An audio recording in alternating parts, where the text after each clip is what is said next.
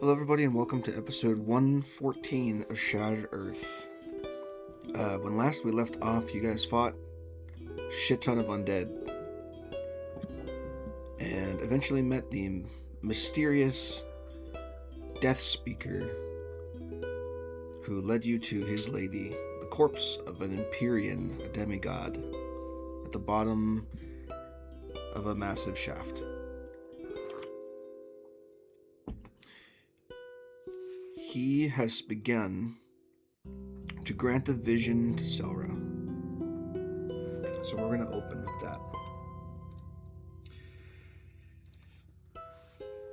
He, as he casts the spell and touches the center of your forehead, the world around you goes black, save for you and the corpse of the dead Empyrean before you.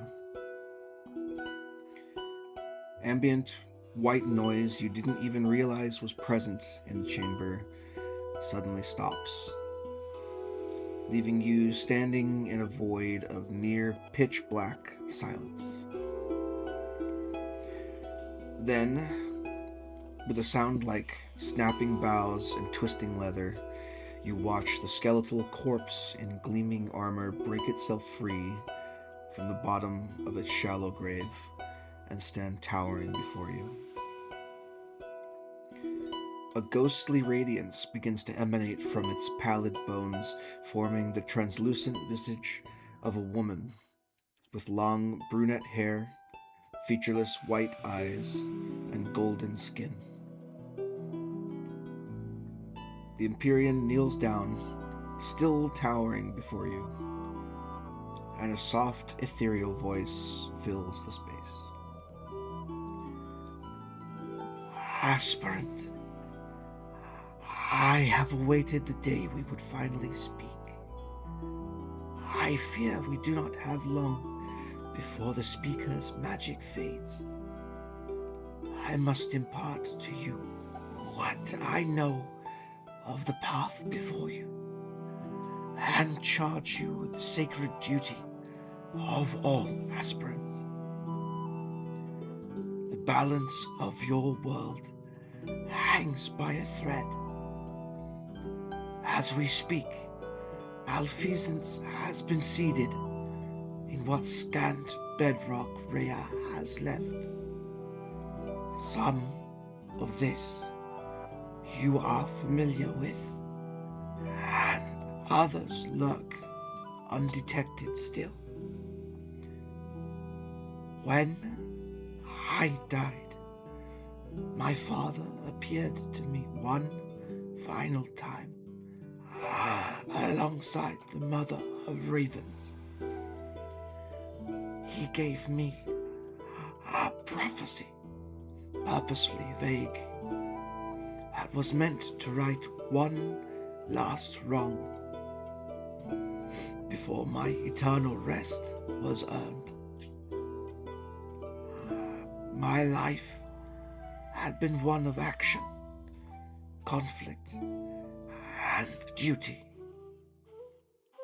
In death, I became patient and observant enough to uncover the secret blasphemy of Lonmere.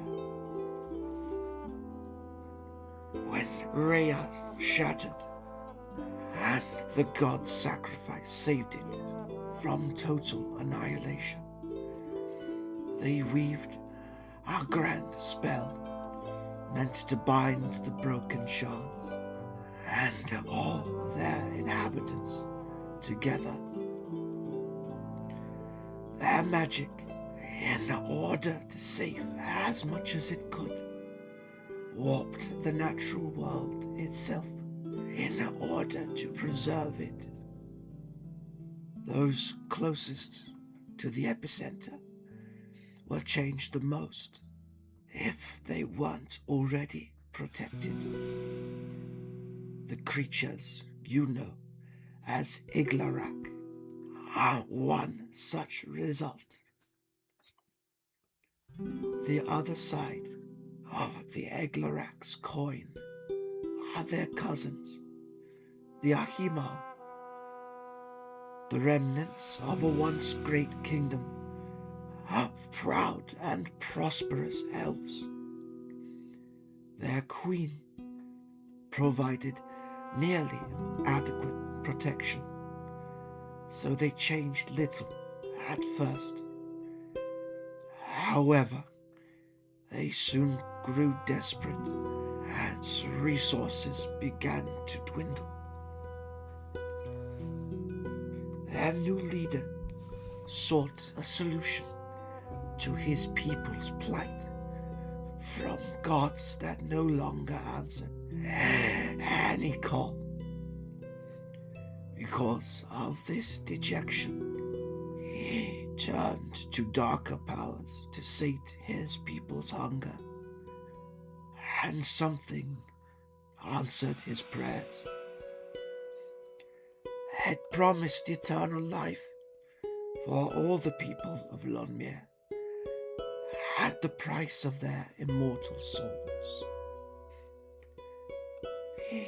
He pledged his own people to his new master and manufactured an endless bloody conflict to fill his fell quota. 1,000 souls each year he'd claim, all the while searching for a means of escaping his fate.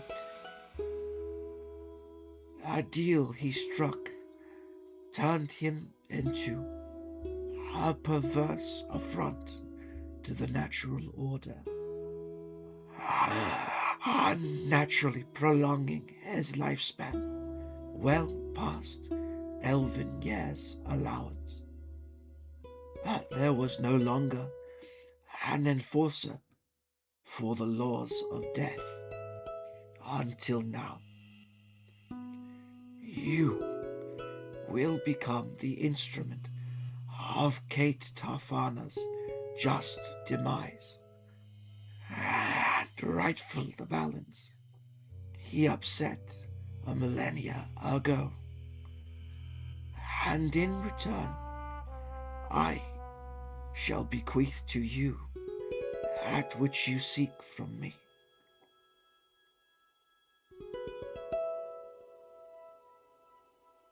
Understood. The woman nods her head in acknowledgement of your decision, and her ethereal being fades into darkness as you awaken, kneeling in the shallow water at the foot of her remains.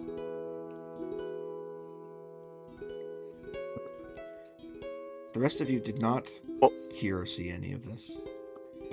You merely watched as Selra, in a trance-like state, stumbled forward into the shallow water and knelt down for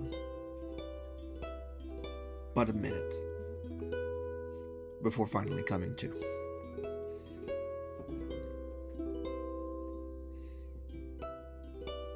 What was the name of the guy I'm being sent to murder? Kate Tarfana.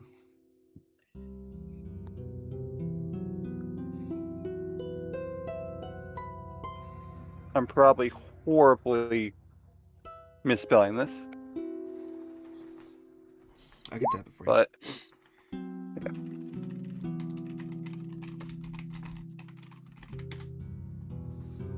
There you go. oh, that made no sense. Is that it right there? Is that the correct spelling? Yes. What I typed is correct.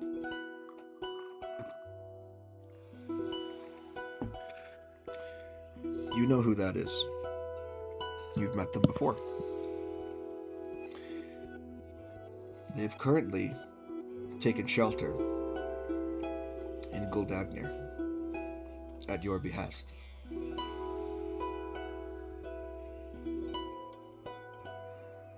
Along with scores of pallid elves under their command.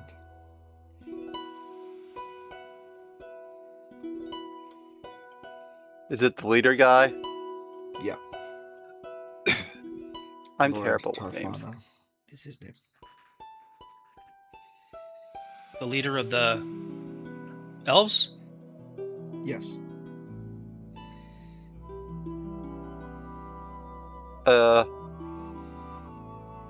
Selra will slowly get up, using her pike to help her, be like,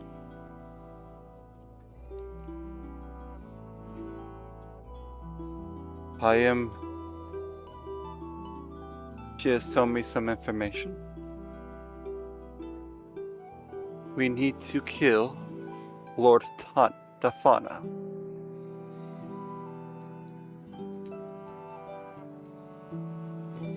He has made a deal. For 1,000 souls each year, he shall be immortal. And I shall make sure that ends. Or we.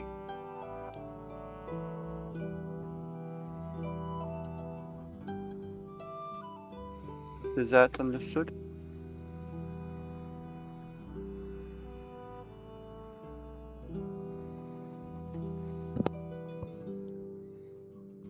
Hello?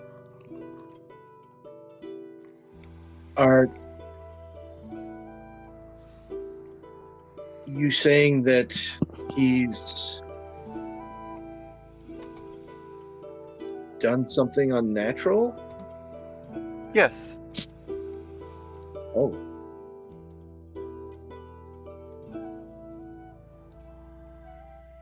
And who told you this?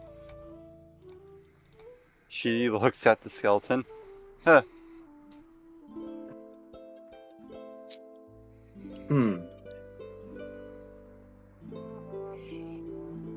I would probably turn to Hieronymus and say, this seems like it might somehow be connected to the divine. I'm pointing at the large skeleton with wings. Have you ever encountered a situation like this? Not like this. Perhaps, my friend, you need to rest. We've been through a lot in the last day or so. But, It does not matter if I rest. I have to kill him. well, you were clearly in communion with something. You were in a trance, my friend. The information you received, who knows where it really came from? There's a death speaker right there. And there's a dead... What's the name thing again? God damn it. The Empyrean? Empyrean. Right there. That just talked to me. Yes, and they've convinced you to kill the leader of one of the surviving races of the Shattering?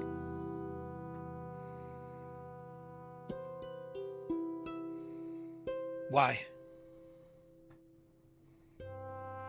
He has been slaughtering.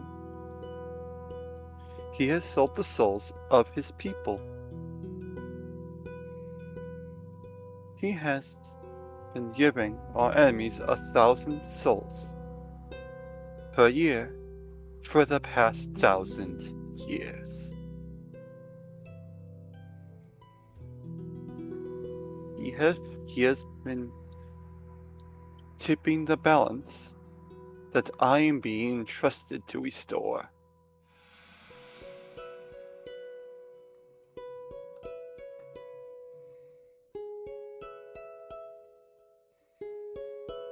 That is why. You're saying he has transgressed some accord? Some decision? Some law? He is, I believe... He has transgressed the laws of nature itself. The boundary between life and death is but a suggestion to Kate Tarfana.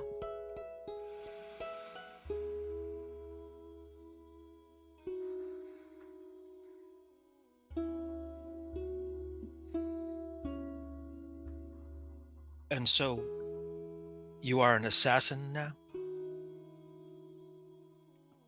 She is an aspirant.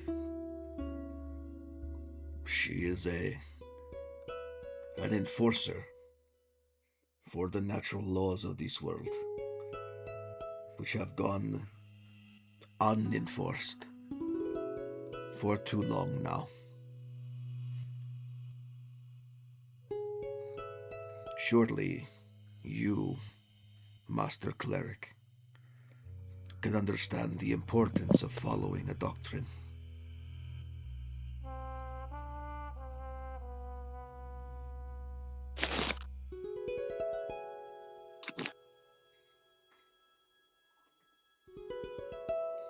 Yes, following a doctrine. But not blindly, not without some proof. And we shall confront him. Selra, do you have anything that can verify what you've been told? I have faith and desperation. For myself, I can tell you I will need to pray on this. If I am not an assassin. If the words of myself and my lady, as conveyed through your friend, are not enough, perhaps your God can find a way to convince you of the truth of our words. Perhaps you should rest, all of you. I agree. And let's talk more of this after we've all had a rest and a meal. Try and make sense of what Selra has just experienced. Forgive me if I don't immediately take the word of a dead Empyrean and its servant.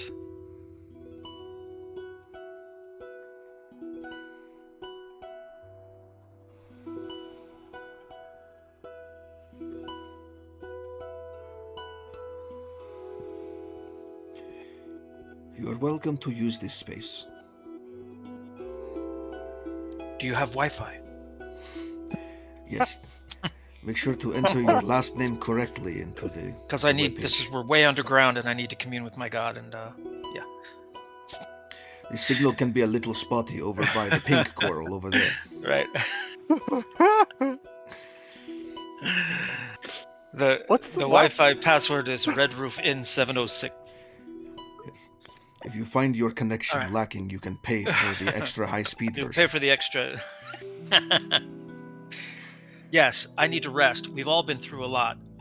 I will not forsake the will of my God for the will of a dead Empyrean and its Death Stalker servant. I would be less than truthful if I said I was a particularly religious person, but this does seem like a lot. And it's over my head more than usual here. looks up at everyone else. But yes, rest. That is a good word. Let's do this. Let's just relax for a bit and maybe deal with this new complication with fresh minds and bodies. Yeah, that sounds pretty good.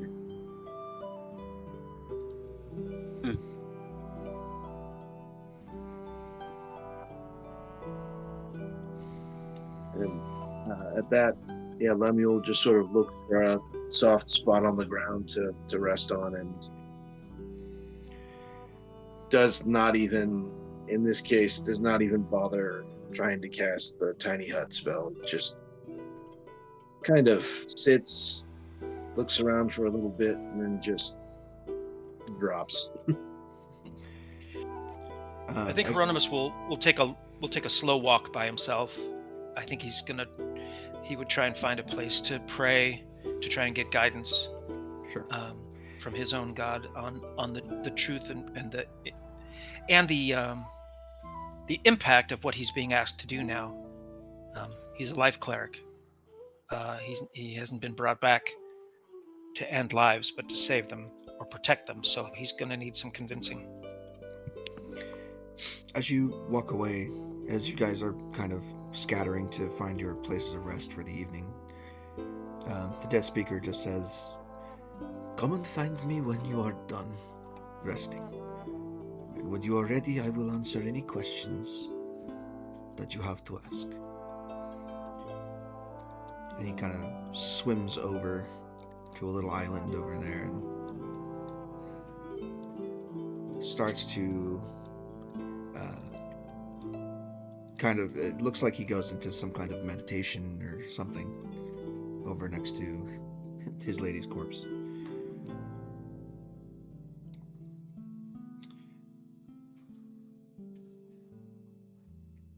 Hieronymus, as you begin to pray,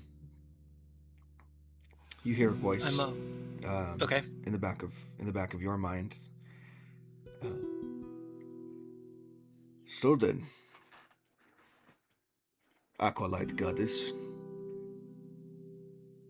what dost thou think?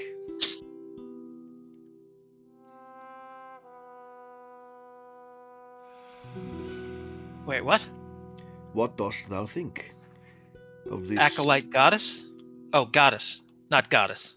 Goddess. Goddess, yes, goddess. Sorry. The accent, The accent, it threw me. Sorry. Yes.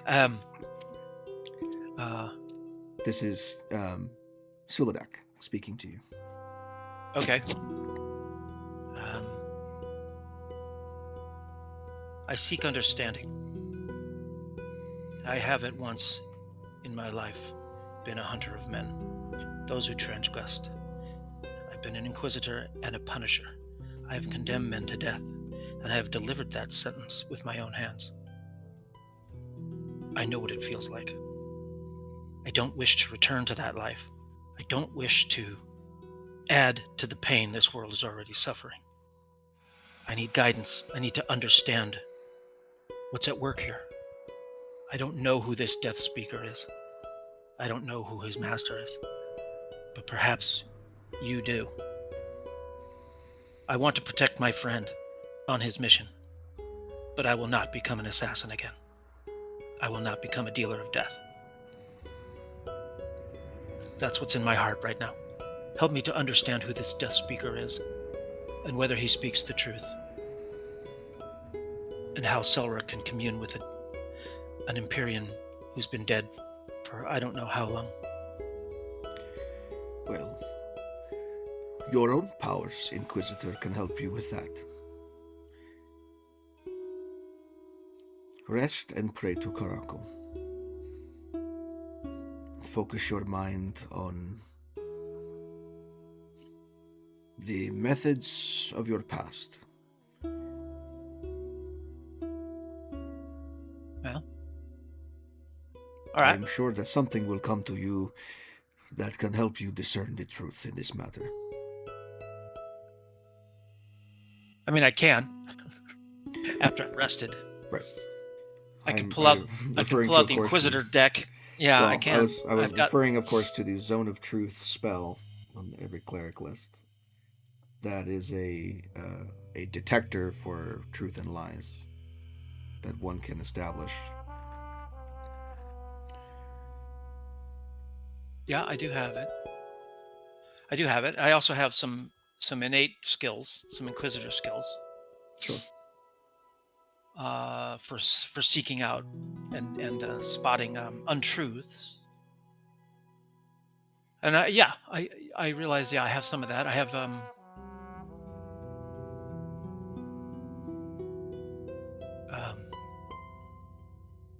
what else do I have? I have some. Yes, I have some skills, Inquisitor skills, and some spells. I was thinking that since I was speaking with Suladak, I might be able to. Okay, he's telling me to use what's already what I already have, so that's fine. Suladak has been hanging from your hip for the better part of a few days now. He has as much context for the situation as you do. Okay, I thought he might have some sort of a little bit closer connection to Karako? I mean, he can speak maybe to not. Karako in the same way that you can. He can pray on Yeah. his own. Okay. But I'm simply going to he's pray a for weapon. understanding. Yeah, he's saying use the tools at your disposal, which I have. But he's used such tools against people before, and you have to be careful because for every action there's a reaction, and you might want the truth, but you also don't want to provoke. But we'll see how it goes. I think he's willing to turn up the heat a little bit to find out what's going on, because there's a lot at stake for him too in his new life. He's not willing to transgress with his new god, who's supposed to be helping to free people, not kill them. But okay, a lot to think about. I think I'll continue my rest. Does anybody else have anything they want to do before we enact a long rest here? Realistically, Lemuel's probably just going to rest while making the mental note that as soon as he's finished actually sleeping, he'll probably look through the scrambled book that he got from the Eldritch Laboratory just to see if the illusory writing has righted itself yet. It's only been like 3 days, though, so probably not, but that seems like it could be a valuable clue to what's going on. So he'd definitely be very interested in at least staring at the pages and hoping something materializes other than scribble soup. Okay.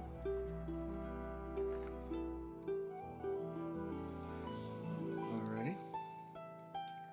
Is Selra doing anything other than resting? She's just is thinking and looking at her father's bike. Oh, that's about it.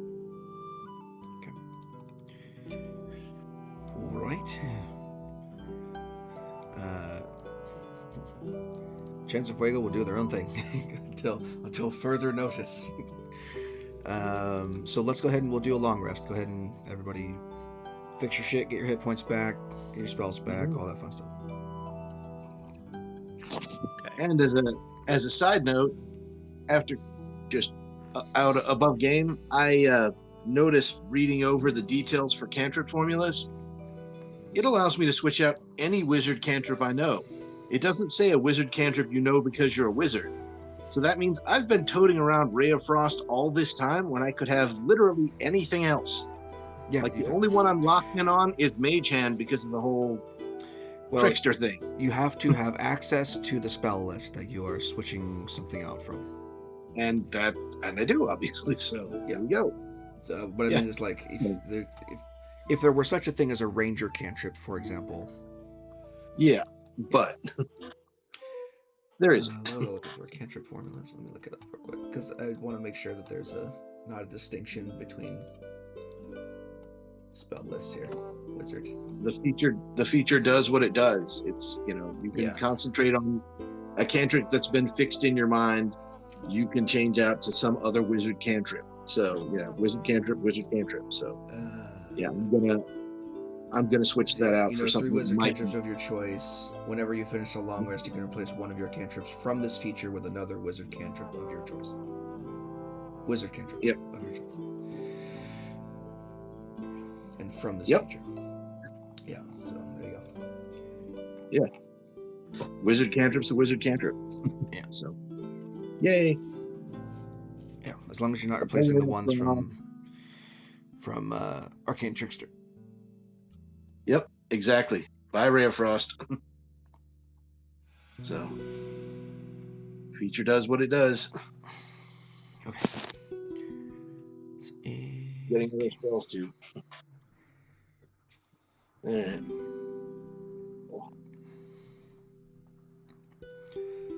Grab your shit, reset your hit points. There you are.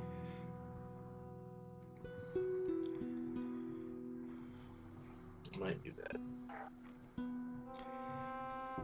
Your rest goes unimpeded. Nothing dangerous ventures here. It is silent and calm.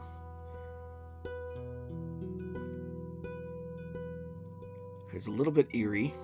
You are essentially in a graveyard, sleeping in a graveyard with one inhabitant. And eventually the light in the chamber does fade as the Death Speaker's spell loses its potency. So you will eventually be left in darkness once again. Considering apprehension from Hieronymus, and potentially from Chance as well, though we don't know his opinion on this, we'll say that as per the standard rotation, everyone will take a watch who needs to, and have nothing happen on it.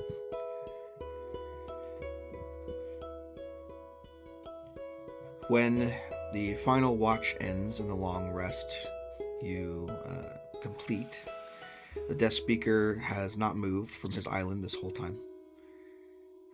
He basically is floating in midair, eyes closed in contemplation, awaiting your signal to him that you are ready to begin.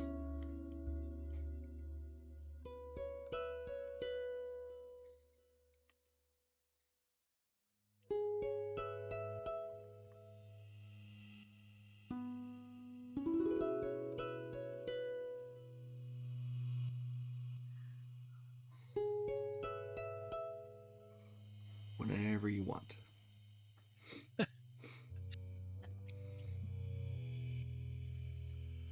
Well, I think I would first ask Selra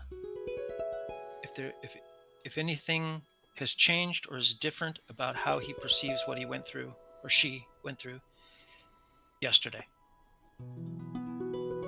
Any new insight, any new comments about what you experienced? She was like,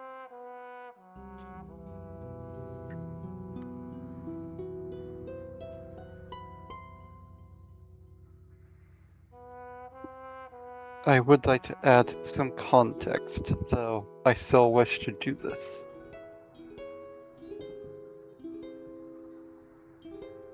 If that is okay.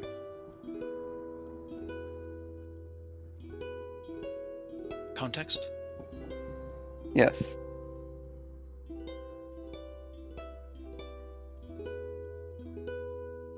I mean, of course. I'm doing this for more than just restoring. I'm sure I already told you this in relative terms, but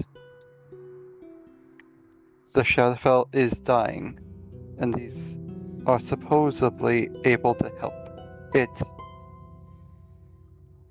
in some shape, way, or form.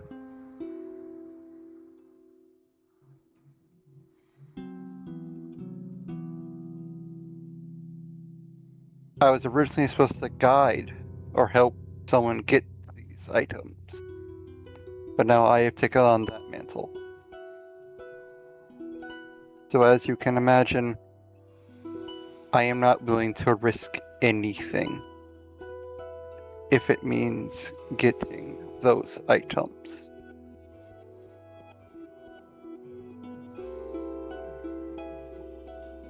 What do these items do, and why do you need them? This one, she points toward her cloak, makes me a death aspirant. I don't know what they do exactly, but I know that they are artifacts of great power.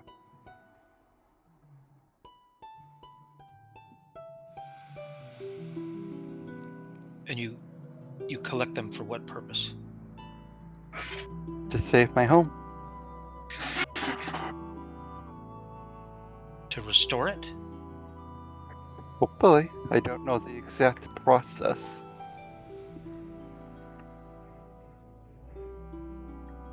If the world has already been shattered, What good will come of removing Ketarfana from the world that's already and will remain shattered? If he is evil and sacrificing people, then that's one less evil thing in this world.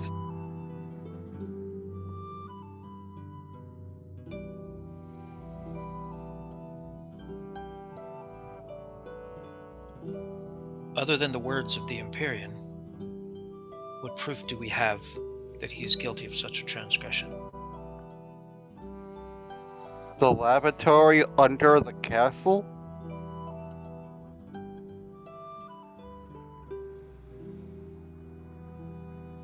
You're saying it's his laboratory? I'm saying I am not the brightest woman. There's a sealed off room in his throne room that's doubly sealed with monsters inside, with fresh bones on the inside of it. And we know this is his domain? We weren't sure of that when we were there. This is what the Empyrean told you? That this lab was his? No. But I'm making a very educated guess.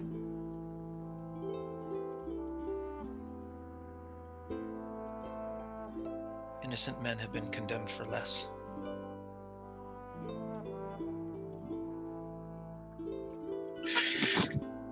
Well, I hold up the book that I found in the laboratory. This may have some clues in it, but it isn't spelled in such a way that whatever they are, they'll be hidden for at least a few more days. If I try to do anything to it, that will completely wipe out whatever might be in it, including possible evidence, if there is any to be found in its pages.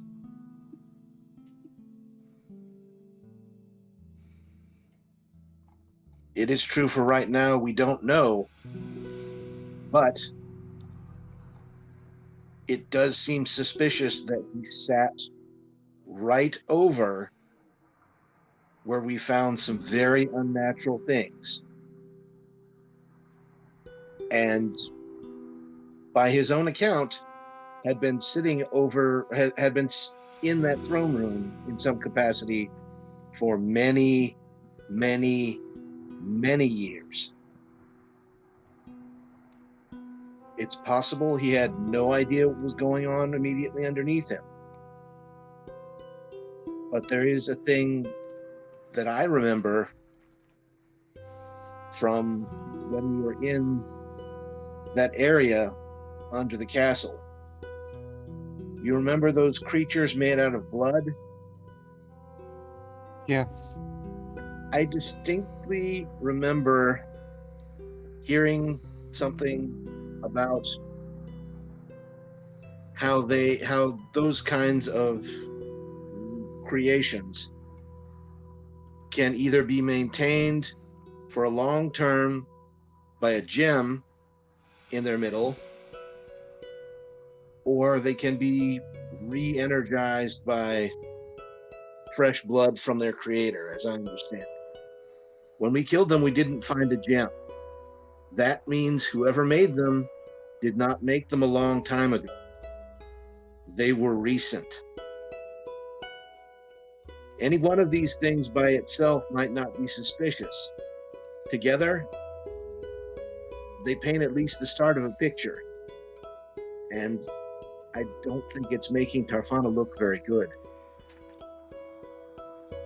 But I tend to have a suspicious nature, so maybe I'm reading too much into it. Anyone else have thoughts?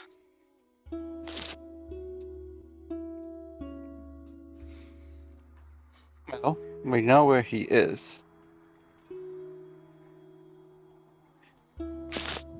Let's go zone of truth him.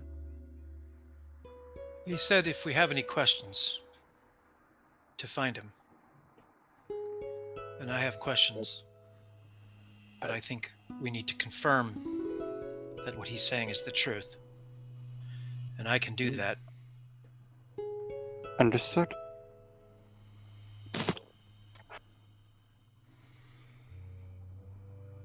Does anybody want to talk to the Death Speaker? Yeah, that's what we're going to do.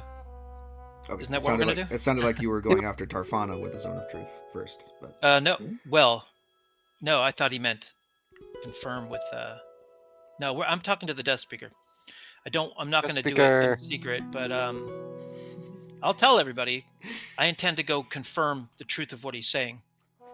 And I'm going to use Baracco's will to do it. I think that would be a reasonable response to this situation. There are certainly some things that point in the general direction of Tarfana, but a little more confirmation, I think, would be warranted. Selra, do you have any objection to this line of action? Just do not surprise him. That's all I ask. Fair enough. I won't do that. He'll have a choice. And with that, Gaddis is going to enter into prayer and call upon Baracco to create a zone of truth in his immediate radius. okay. Go ahead and put that spell in chat for me, please.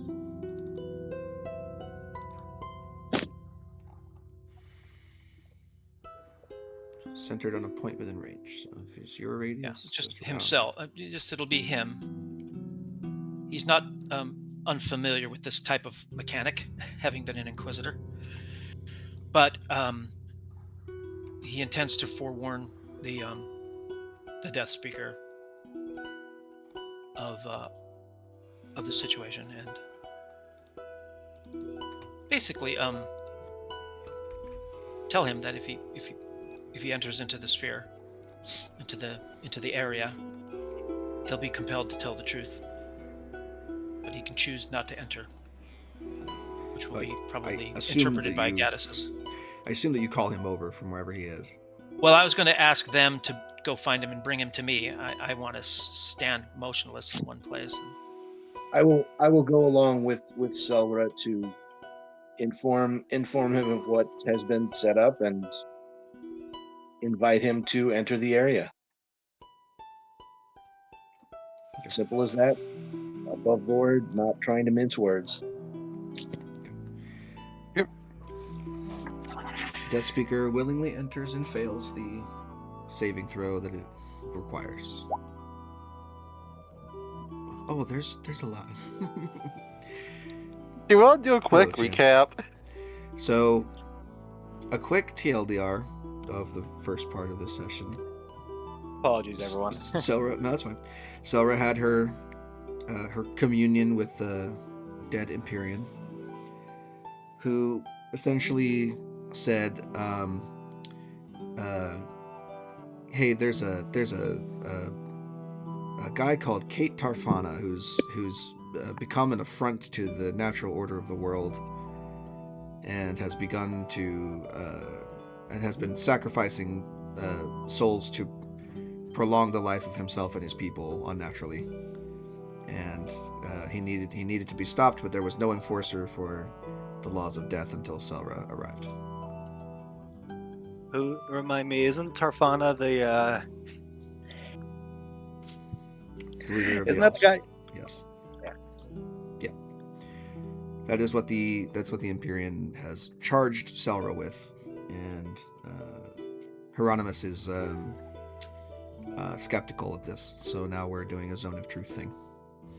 I'm conducting an inquiry as to the truth of what Selra experienced.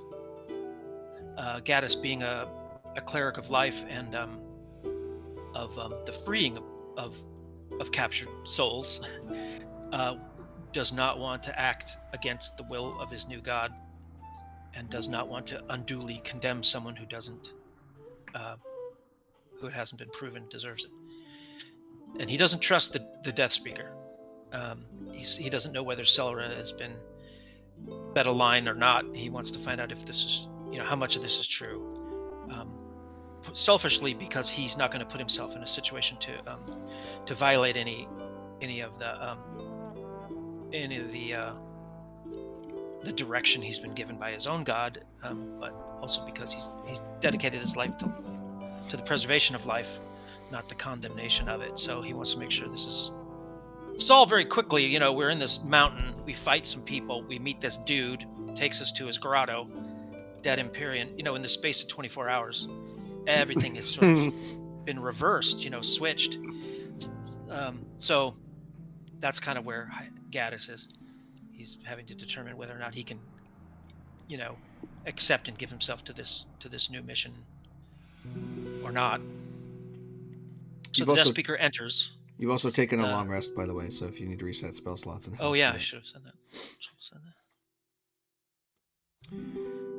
The speaker enters and willingly fails the saving throw, so he cannot speak a deliberate lie at the moment. He's aware of the spell, and he's not resisting it in any way right now. Apparently.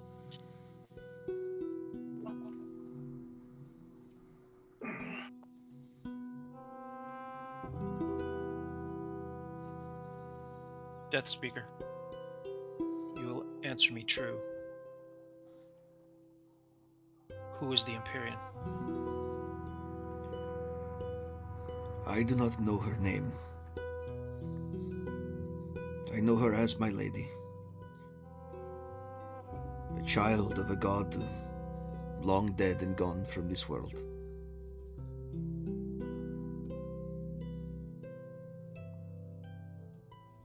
Whom do you serve?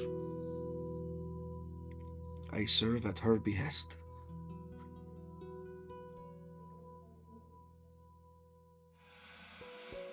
And what is her purpose when she was alive? She was a warrior, a great general of celestial armies.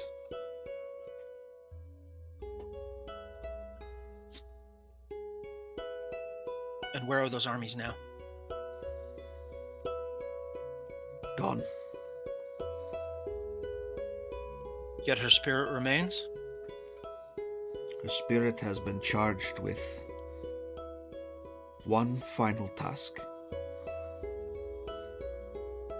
and she has just completed it, in part.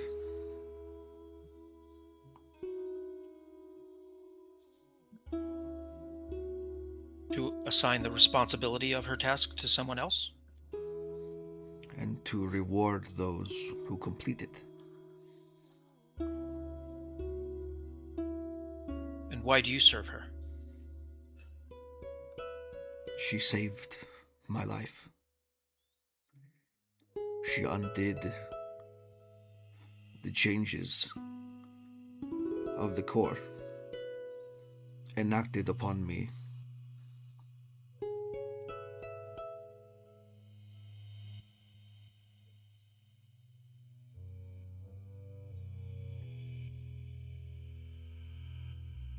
And you've been in this mountain the entire time? Not acting, but waiting? For many hundreds of years, yes. You couldn't leave and seek out this agent that she needed? I have tried. When I was first told of the charge of my lady's father, which he bequeathed unto her, I sought any way to help her in return for what she had done for me. But there were none among the reef who possessed the status of aspirant, who had earned the status of aspirant. There were none of us who had been chosen. An aspirant is chosen? Yes. And who is Selra to you? Selra is the answer to my lady's prayers. Potentially. What is Selra that she is so important?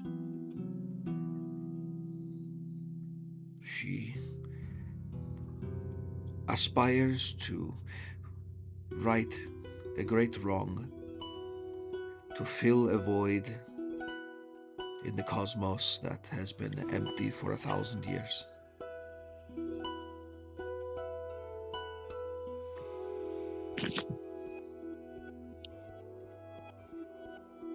Selra, is this your mission?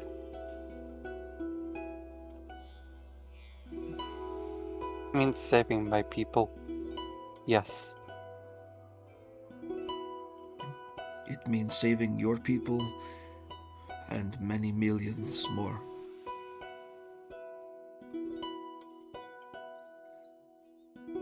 Then it is my mission.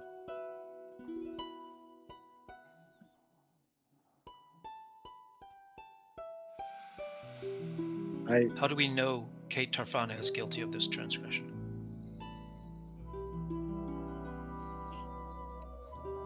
How can we know? Have you spoken with any Eglarak since you've arrived?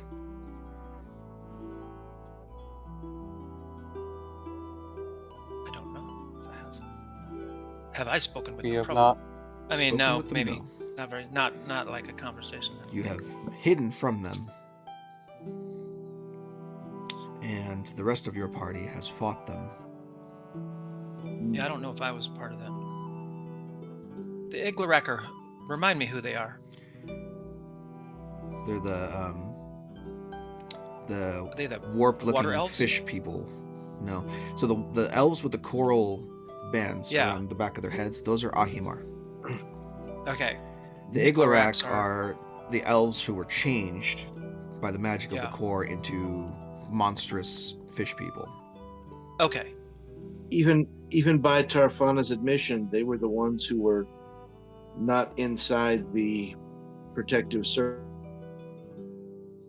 That's what. Yeah, but- Okay. around the city when So the everything Imperium. happens. I want to point out if Tarfana is as is said to be by the Superior, we can't trust anything he has told us since we have first laid eyes on him. So the Imperium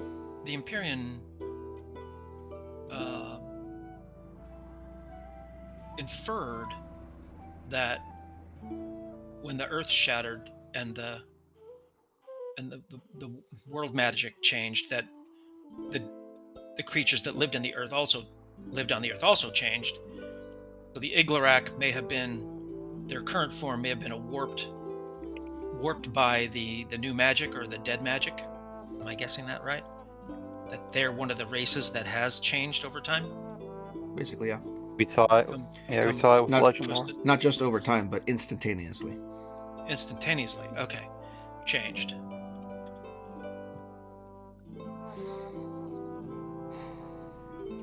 That's a good question. How well versed would Chance have been on dark magic practices? I mean, you can roll me a history check. I mean, if you think about what he was originally intended to, I get the distinct impression that that might have just come up in his studies by his teacher. Oh, I mean, it might have come up in your studies when you were learning how to be a summoner specifically for Moyle. Yeah. Yeah, sure. I mean, you probably would. Let's see if you can get anything more. Do I get my profession die or no? No, this is not an antiquator thing. This is a knowledge of Arcana Alright. thing. History, sure. Yeah. Well, you said history. Did you want me to roll Arcana instead? Either one. I would say that either one is fine. As far as like recalling information, I think history is probably more pertinent here. If you want to just search your memory banks for what you know about how souls work, that would be maybe an Arcana thing. But as a history check, there have been numerous examples of blood sacrifice and soul sacrifice, and people using mortal souls to gain great power in exchange for something else or what have you. There are many different examples and different reasons for that practice, but all of them are considered evil and heretical for the most part. At least to any good or neutral aligned deity. Vance will kind of, with this information, will kind of think to himself, and then he will say, in my studies, I have come across certain forbidden magics that are more of a cautionary tale, if anything, of using mortal souls for power, profane power.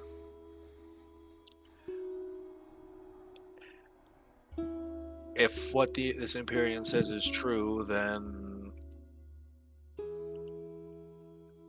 Tarfana has committed a grave sin against, well, life as a whole. And if he did indeed do this great transgression of which he is accused, he did it in the name of someone else.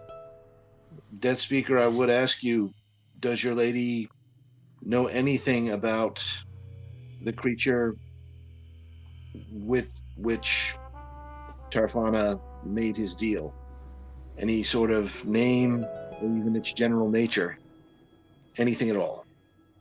That's not necessarily true that there needs to necessarily be a patron in certain arcane rituals. Using a mortal's soul as a battery, or well, not battery, wrong word, as a source of power. Yeah, for context, a master was mentioned in the speech via the Empyrean. The Dead Speaker says, if she does know, she has not shared it with me. My guess, being as how it all seems to tie back to it, I wouldn't be surprised if it was one of the Black Circle's many patrons at this point.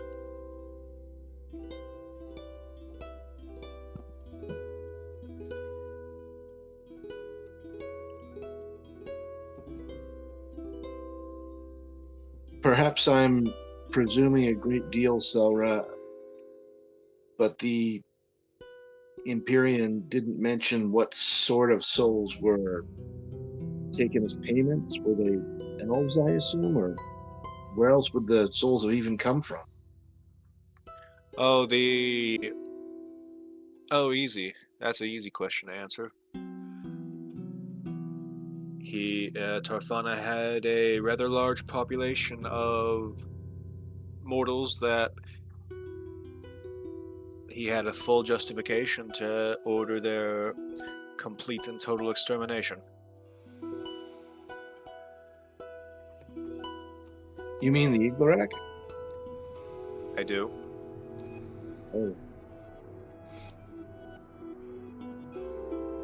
His people could have been feeding this whole thing sacrifices with complete lack of knowledge.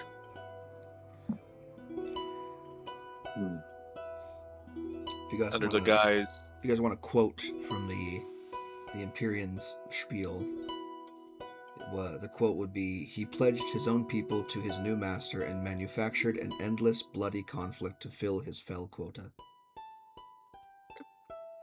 Oh, so yeah, no, I'm dead on the money then. Fuck. Yep. So he went to war. He manufactured a war to ensure there were enough souls sacrificed in the conflict. And every casualty was intended as fuel. Started a war to benefit himself. That sounds so familiar. Where have I heard that? I know, right? Just recently. I know. These are dire charges. And over fuel, no less. Yeah. Touching that with a 10-foot pole.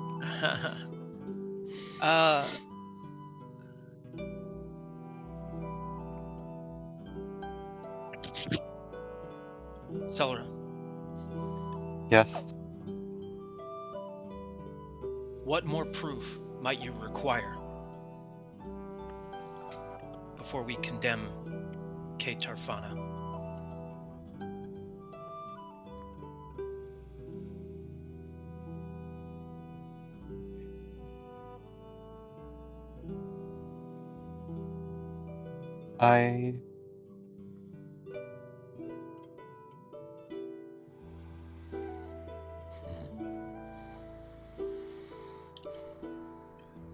Okay.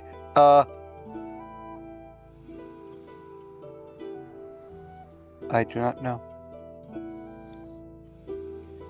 These are dire charges. Yes. How do we know the Death Speaker hasn't put a spell on you and made you think that you were communing with an Empyrean? Would you like to ask? Did you make me think I was communing with your lady? No. I merely passed a portion of my connection on to you, that you might speak with her. Understood.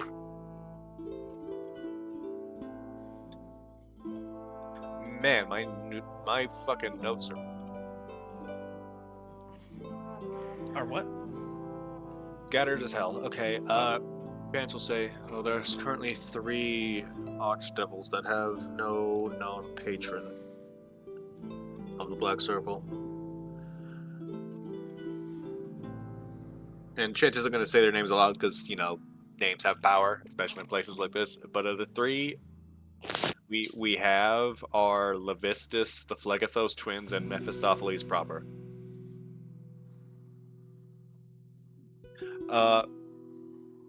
You had one more, right? I only have 3 listed of As like the ones that left, have. or? Yeah, 3 that we don't know Okay. who they're giving their patronage to. Right. What do the twins were? I was gonna Sorry. ask. Which do any of these?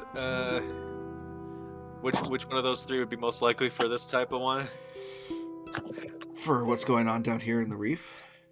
Yeah, which will fit the bill the most?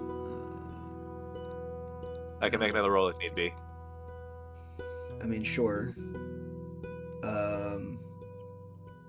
You know what? Make me an Arcana check first. All right.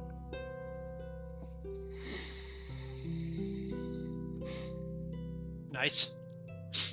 Is that a +9 on the Arcana check? Jesus. Mm-hmm. Yes, I have a 20 in intelligence. He's a smart cookie.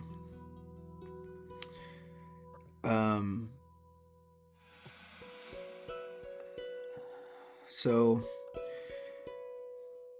there are 2 possibilities that come to mind.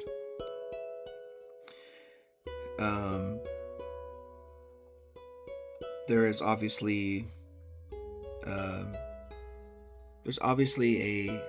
an implication that the Black Circle may be involved here, but there are a couple of flaws in that. There are a couple of flaws in that logic. One being that Tarfana had access to the key.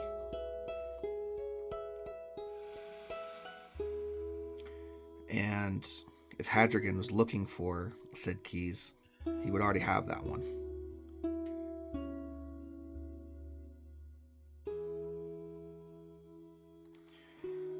The other possibility, as far as soul sacrifices go, is that this is not related to the Black Circle at all, but related to some different, darker power. One that is how do I put it?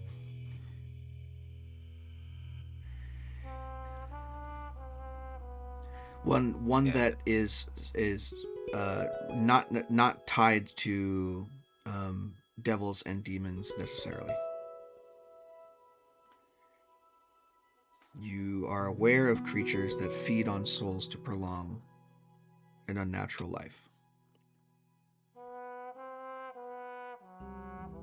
And you're aware that those creatures typically command powerful magics, such as, let's say, 9th level deterrence on doors and massive portals to who knows where. Oh fuck, this motherfucker's a lich. I kind of figured as much. That's where my brain was going, but I didn't want to assume, because if there's like a master or something like that, then like liches tend to be a bit more work alone type fuckers.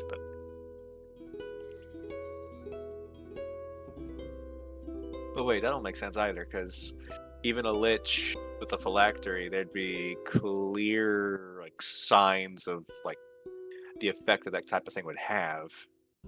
Like that type of profane magic taints the body, even if it does prolong your existence. You still look undead. You still look supremely fucked. Mm-hmm. Unless one were to hide that kind of thing with maybe some sort of that can high-level illusion magic or some other means of concealment. If that's true, he would be doing it to hide from his own people, who might sense this change in him and begin to suspect him. But this seems all very convenient to me, says Gaddis. That Selra's appearance in these caverns somehow motivated you to intervene on our behalf, Death Speaker. Wait. And that it just happened, her mission just happened to coincide with the Empyrean's last task, and your own service to her somehow compelled you to intervene. That Selra seems chosen for a pretty convenient reason. Yes, we were told. Yeah. We were told to find some here. And we found them. We were told to find. What were we told to find? We were told to find. Sorry, I didn't know if you're asking a buff gamer in game. I'm just thinking like the party's overall mission, which Gaddis doesn't know, so he's questioning everything to try and get the truth to come out. Okay, this is a character. All right, got it. Yeah, a character thing. Yes, like he's challenging on purpose. Yeah. We were told by my patron, I'm guessing. Even that's kind of a patron's a strong word, Selra. That carries a lot of weight. You might want to think about it. It carries a lot of weight mechanically in D&D. Yeah, it's an apt word for the relationship between her and the figure, but not.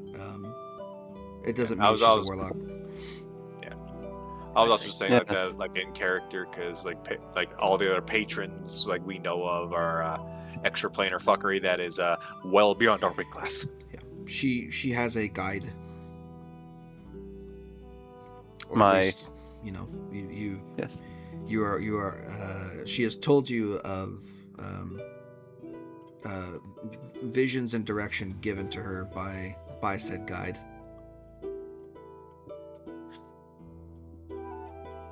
And one of those visions was a light and telling me to find somebody. We have found someone in the grave of the old Death God's child. Grave. There's not much more literal it can get.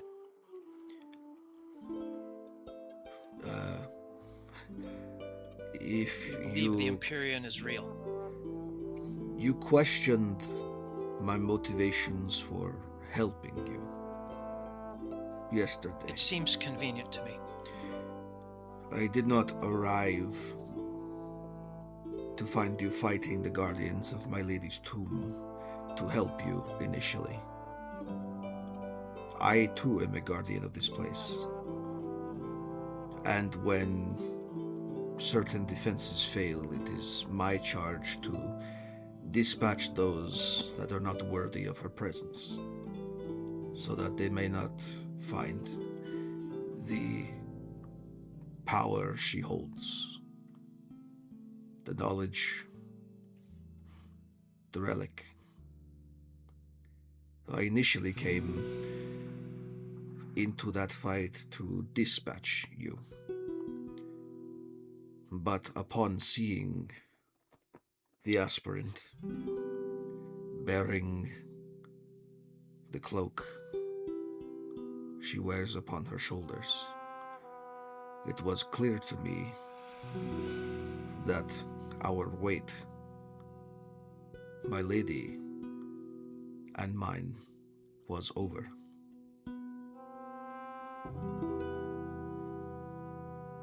So How I much time do you assisted. have left? At this point, your spell's probably close to ending there, Hieronymus. If you have any more questions you need to ask the death speaker, do so now. How much time do you have left now that your duty has been fulfilled? Imagine your life's been extended further than it would normally be. I have served at the behest of my lady. When she is gone, I suspect so too will I.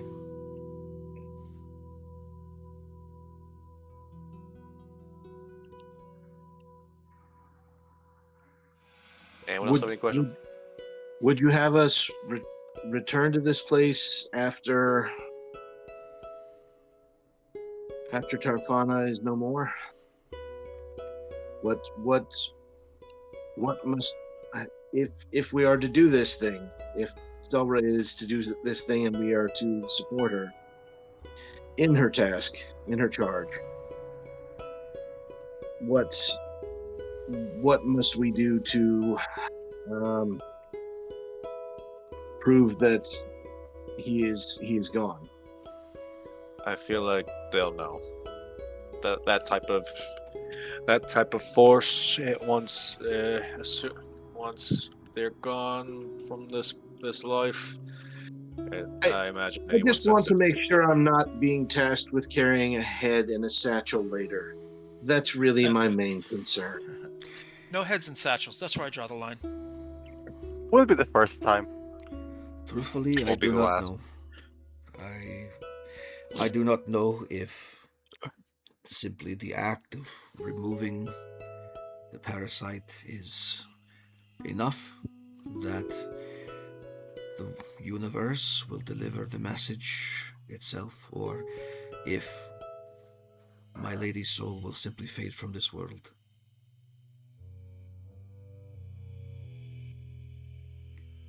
I would say, if you do not receive any word from her, then to seek out your reward, you had best return.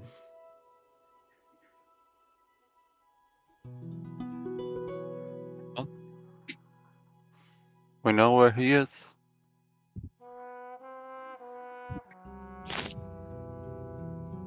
We helped him get there. And we gave him access to all those fucking jail cells. So we're Well, we're without feeling the complicit. We're feeling like we were tricked, I- and we're allowing him. We gave him the fuel to destroy more souls. We put him in the perfect position by putting him in charge of the prison. not so much. I mean, how do we know it's him? How do we know anything? No, We opening have up. basically hearsay testimony. Well, testimony done under magical compulsion. Sure. And I also feel it's worth pointing out, just to soothe any potentially damaged consciences. Without the book, there's really not a whole lot that can be done to undo a lot of that. The specific mechanisms I checked. The specific mechanisms require, well, having this.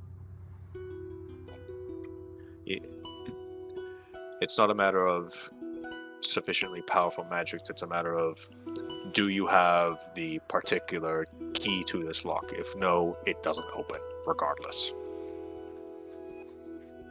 I don't know what you're Oh, referring that. to. You mean The to Goldagnir? Well, no, I mean to the stuff in Goldagnir. A lot of the specific things in there specifically require the thing in the Grimoire Infinitus, which we have on us. No. No. That's only for if he wants to use different spell slots. No, If he's a lich and he has 9th level spell slots, he has a 9th level to spell magic. And that's an imprisoned spell.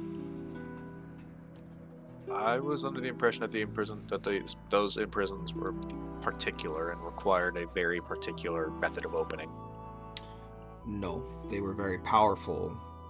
It's a very powerful imprisonment spell, but the method for undoing it is still dispel magic. It's just that there was there was an engine by which they could do so without expending high-level spell slots to do so. The book makes it easier and also provides information on what is where. Yeah, it tells you how to work the prison. It does not necessarily prevent one from doing so without it. Above game, that I legitimately thought that was the case. So that's both in game and out of game being incorrect. Yeah, the book has been tied to Goldagnir as far as it gives you information about it. So perhaps he doesn't know. He doesn't know necessarily what is kept there. He doesn't have any information about the inmates or their contraband necessarily, unless he somehow has a way to determine that. I mean, but as far as accessing it, that's determined by how powerful he is. Legend lore could get him something if he has access to that spell, but legend lore also requires you to either have a name or like something to go on for the spell to kind of focus on. It doesn't really do anything. We just don't have anything like to work with, if I remember correctly. Actually, I have the spell right here, but I'm not even trying to recall. I can just fucking ping it in chat. I think it also requires components normally, right? Yeah. Access to. Yeah, incense, 250 gold worth of incense and ivory strips, which, I mean, yeah. Can Only reason why I don't get have any of that down here on the reef? Would coral strips work? Yeah, probably not. I mean, the skeleton of a dead whale would work maybe, but I don't know about 250 gold worth of incense. Shards of seashells. There's not really a source for plants here. Remember the cauldron you found, there were scant ingredients. What? That you found in that room. What about calcified poo tentacles? Right. But yeah, the way I'm thinking about it, the only reason why Chance can cast it without those components is because he has a magic item that specifically gives him access to the spell without that. You don't know? Yeah. You have no idea. Well, alright, well, Chance could be like, oh, fuck.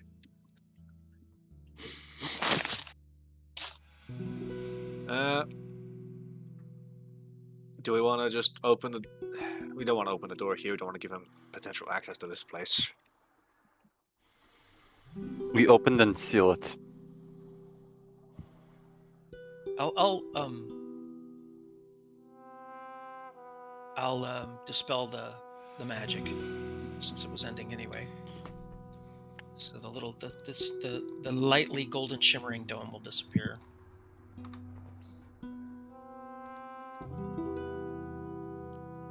And I think Gaddis will address everyone and just say, I believe that what Selra experienced, that she believes is real. I believe those things were said. But an accusation, however strong, does not become conviction, does not become execution without proof. For me.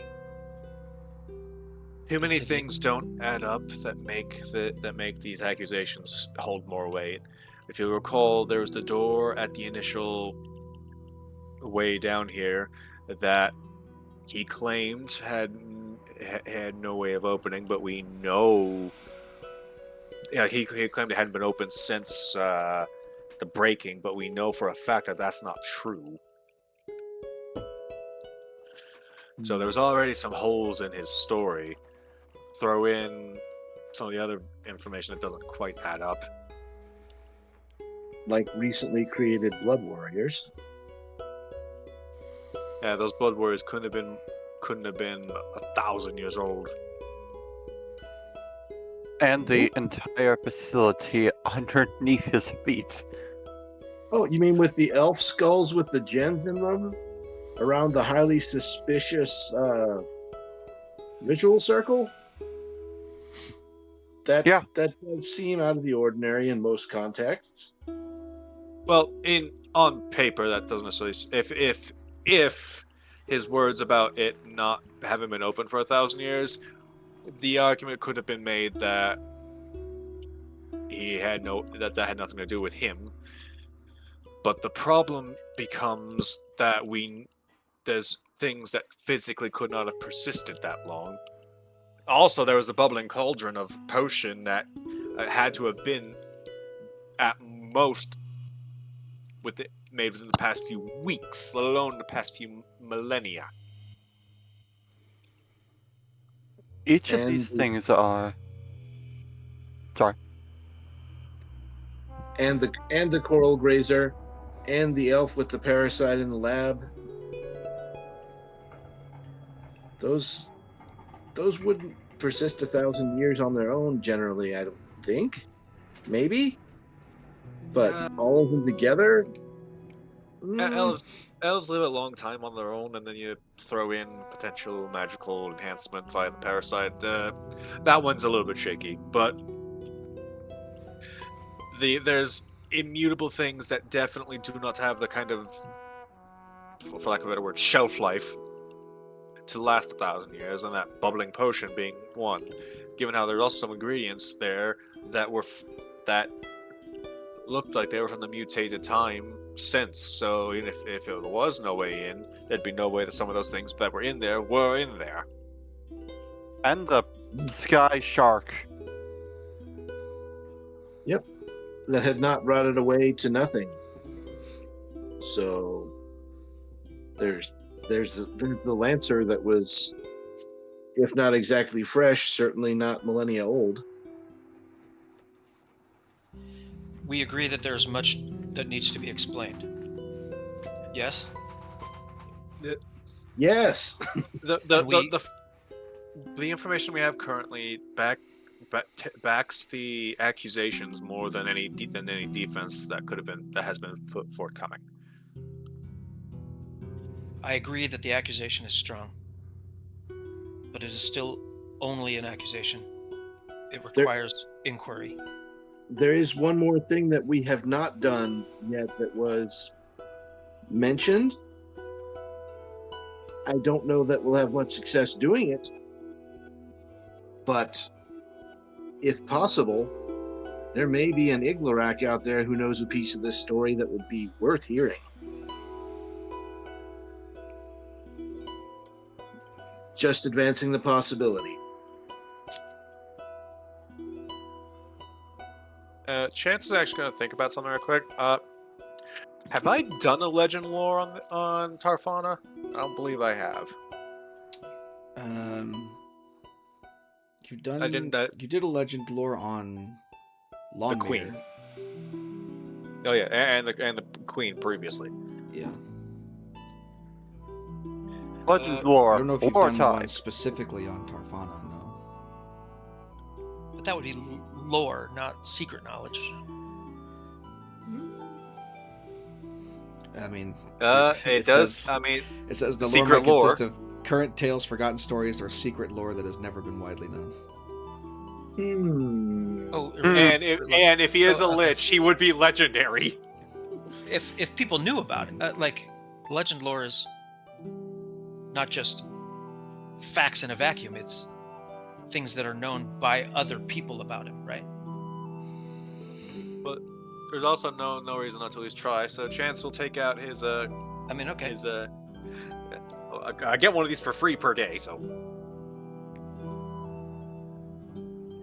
Chance will take out his Dragon Touch Wake and Focus. It almost for the sake of the sun, our Sun Cleric.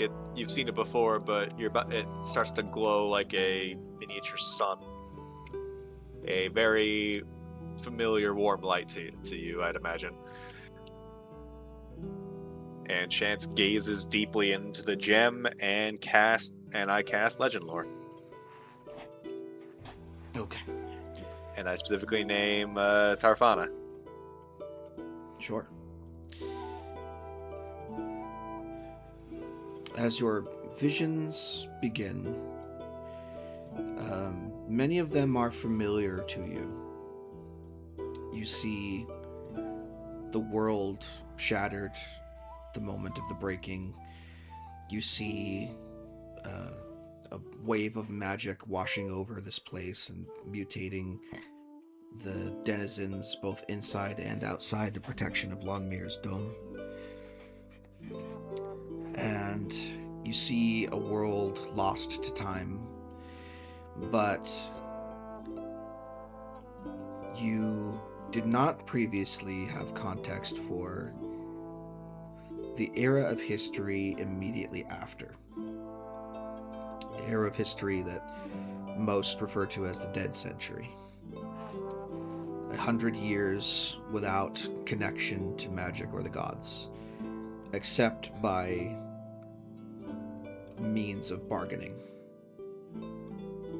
Yeah, warlocks, summoners, they were kind of the only game in town. You see the passage of time weighing heavily on Tarfana and his people. You see a man desperate to enact the last charge his queen gave him, that being to protect her kingdom and her subjects. You see resources dwindling, food becoming scarce. The reef began vibrant and bright and full of life, but slowly, over time, began to fade and die. Nobody could figure out why, and nobody had the means to figure out why, and they were all too busy trying to survive. You see Tarfana, in his desperation, poring over texts and scrolls that remained after the breaking. You see his sleepless nights. You see sallow faces. You see the desperation of the hungry. And you see his breakthrough when he finds it. A means to prolong, to preserve. There is an elation on his face.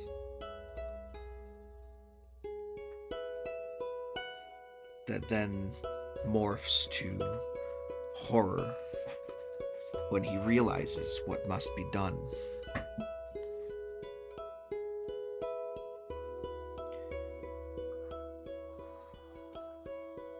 The vision does not give you specifics. What it gives you is an inkling of the tragedy, the carnage that had to be enacted. You see an image of Tarfana, a graven expression on his face, covered head to toe in crawling insects, in front of hundreds of kneeling subjects, all the same, though none of them acknowledge the bugs that invade their very skin. You see Tarfana point his finger out the front doors of the palace, and you see his people, those he preserved, march dutifully onward toward a slaughter. A meat grinder.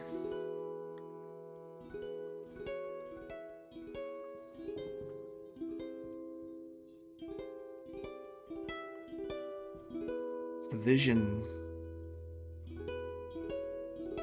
focuses on Tarfana on his throne after his subjects left the room. You see a sallow, sunken face, heavy with grief, clutching a key with a sapphire head. And you see a tendril of ink and shadow wrap around the throne, concealing Tarfana from your sight. And the vision ends there. Did that feel like that was a forceful end by an outside force, or did it just seem like it had run its course? Seems like it ran its course. You didn't feel any interference or anything like that. Okay. The tendril made me have to ask that, sorry. Yeah. Yeah, so yeah, basically, just for the sake of expediency and not having to repeat all this, Chance is, like, everything you said, VG, that's basically what Chance is saying out loud. Chance is narrating all of this as it's happening.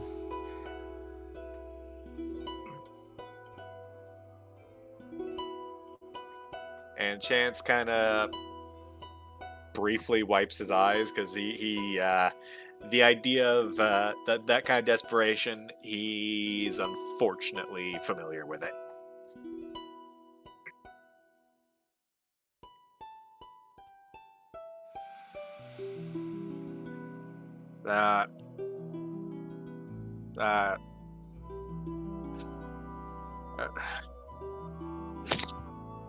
Does that satisfy you? Then he'll look to Addis. That spell can't be fooled. If it I've never known that spell to be able to be fooled by any outside force. Well, we have two sources of information.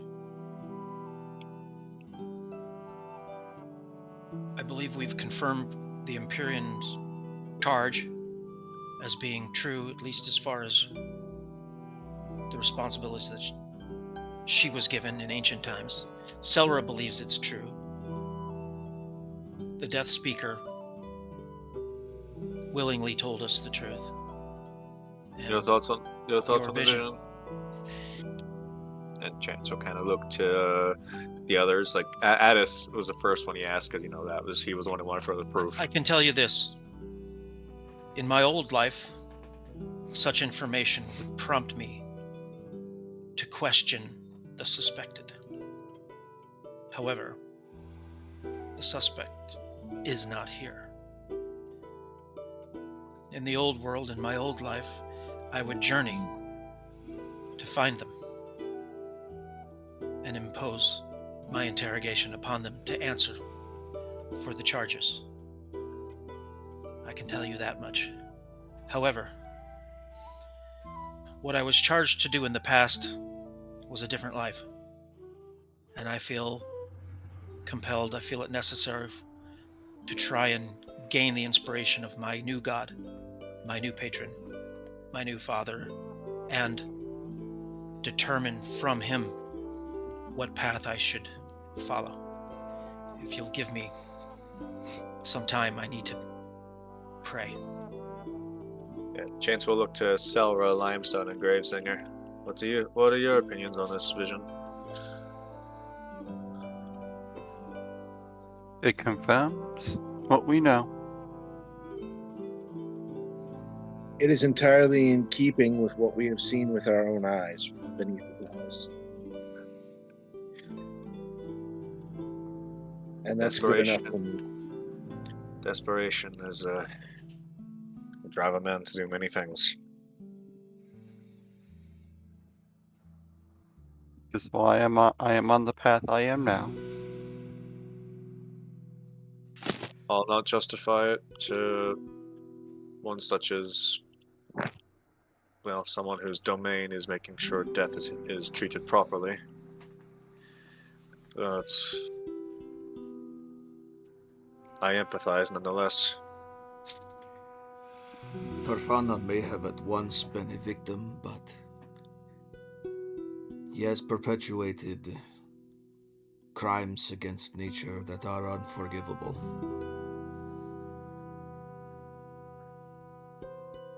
Indeed. Who can say that they wouldn't do the same if it was meant the death of their entire people otherwise? So your whole goal behind being here is to prevent such a state of yours. Indeed. You can either DM me on Discord or you can. I can? How do I do that? On Discord? Yeah, just go to my DMs. Or if you want to, message? if you scroll up, message. I see it. if you scroll up to message. the What chat the fuck tips, is this? if you scroll up to the What chat the tips fuck? section, you can see the command for typing to just me and roll. It went all nuts. Hold on a second. What the fuck? What is this shit? If you A bunch of ads. What the hell is happening? I wanted to. Yeah, this isn't working. Just scroll up in the Roll20 chat and you can see the command for it.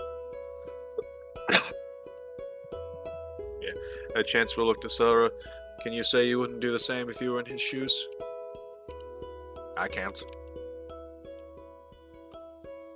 I think that I think that whispered to me. By the way, What did? Lemuel.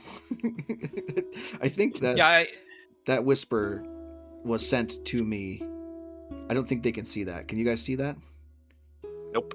Yeah, I figured. No. For some reason, the command worked, even when it was like spread out in the sentence. I don't know.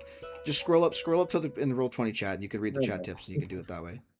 Well, I've scrolled all the way up, Um, and I don't see chat tips anywhere. In the Roll20 chat. Yeah, in the You don't need to Roll20 scroll all the chat. way up. You just scroll up a little bit. What? It's a little purple box that says chat tips. It's not all the way at the top. It's a little bit above where we are at the bottom of this chat so far. Chat tips. Oh, I see it. Okay.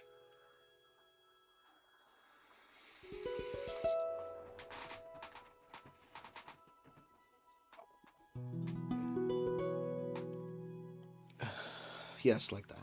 That's correct. Okay.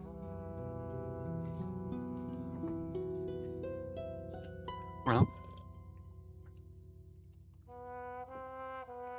As I was saying, Chance will kind of look at Selra. Can you say you wouldn't do the same if you were in his shoes? I certainly know I couldn't say I would. I would. I don't know how far I would take it, but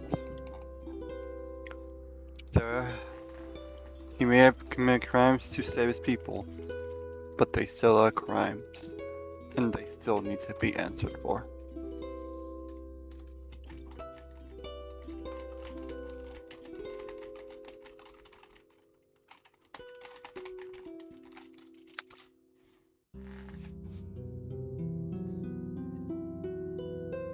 I may not be the smartest person, but yeah, it's time.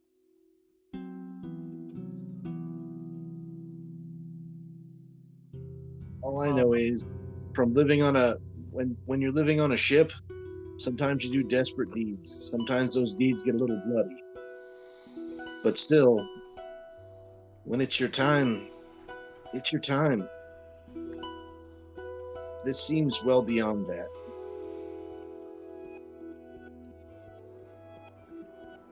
I find it difficult to condemn something like this. I understand the natural order, and Chance will, because I imagine as Chance has been talking, the grave speaker has been kind of frowning at him for kind of defending this guy. But Chances just saying this type of this isn't a situation that anyone can say for certain how they'll behave if they're put themselves in. At the time of the breaking, I would guarantee that no one outside of those directly involved or directly trying to stop it would have ever in their wildest nightmares pictured being in a situation like that. That's during that dead century. There was nothing they could do. There was barely any food. Seemed like they were starving. I told you what I saw. But As much dead century stopped. That shit came back. You're right, magic did come back. But magical contracts don't exactly care if the circumstances change.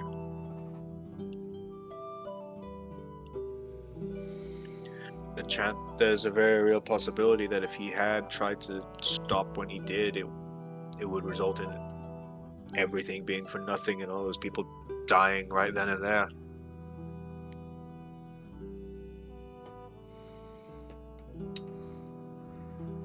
I'm waiting for people to stop talking. Okay. We got to talk it out. Sort of an unexpectedly big thing. Can you ping the actual spell, please, in my chat? Not just copy paste it.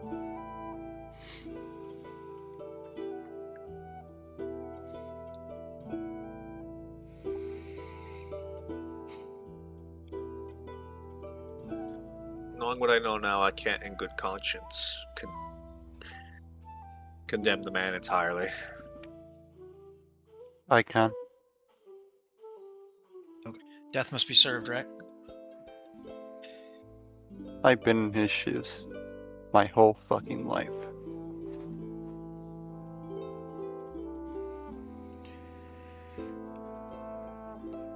And I know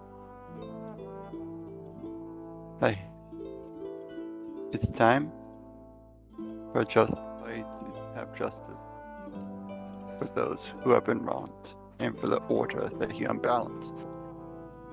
That is all. So be it. Okay.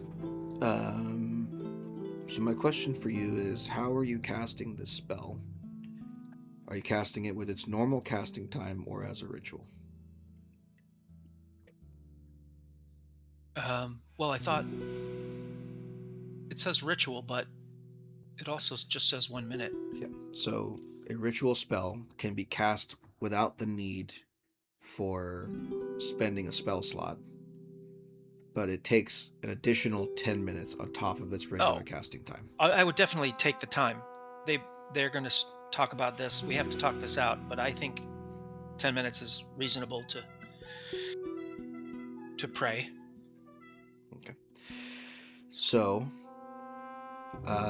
you close your eyes and begin to pray, and Close my eyes. over the course of the next 11 minutes, your consciousness fades away until you feel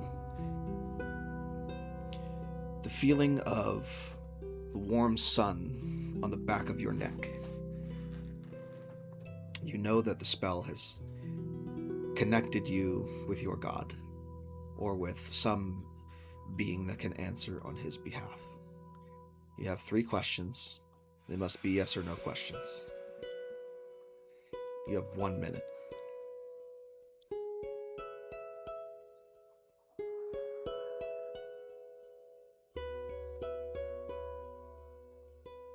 Are you giving him 1 minute IRL, or are you giving him time to think? So he has 1 minute before the spell ends.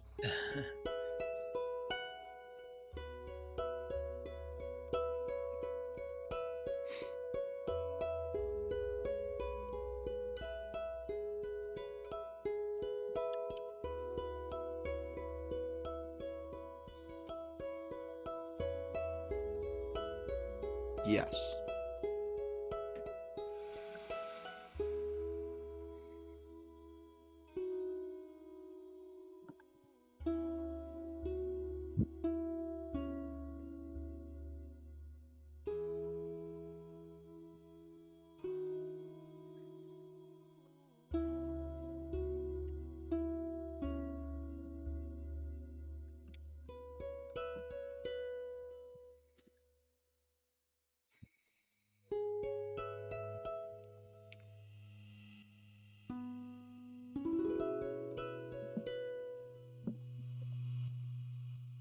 I don't know. I think you mean chance for that one. So I'll give you that as a gimme. I won't monkey's paw you on that one. Yes. What was that? Yes. Okay.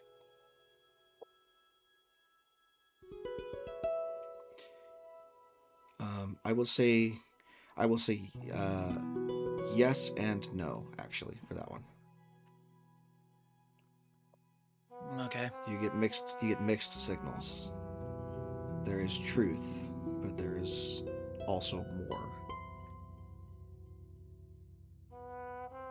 Okay.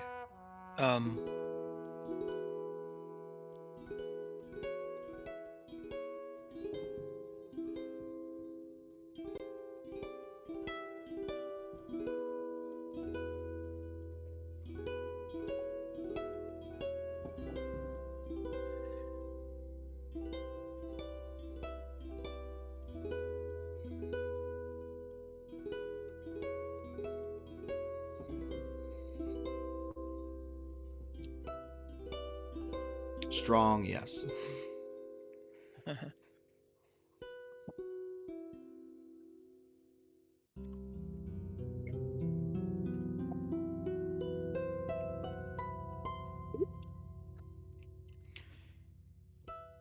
The cool of the chamber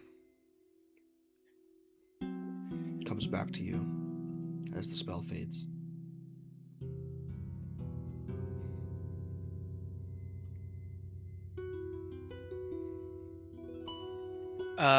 Gaddis will wander back. Not wander back. He will actually stride with purpose back to the group. And he will. I wonder if I can. Let me look up something real quick. He casts Sunbeam at his feet. I incinerate No, he was. Death Speaker. He has certain communication skills as an inquisitor, and he wants. I want to use them now. But basically, his demeanor, which was sort of somewhat clipped and challenging while the Death Speaker was present, while the spell was going on. There's a you hear the depth of resolve in his voice when he returns. Accusations have been made of dire crimes against the innocent from multiple sources. Those accusations are strong and are confirmed as truth by those, and when it was spoken, by those who said it. In complying with the wishes of my Lord Caraco, the suspect of these crimes must explain or answer for them, with condemnation and death as the penalty. Tarfana must answer to these charges.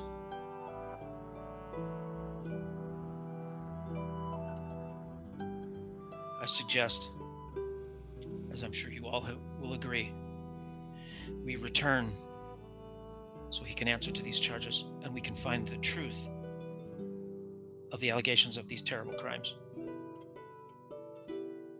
I believe that what Selra experienced is the truth. I believe that Selra's mission is in force and at stake here.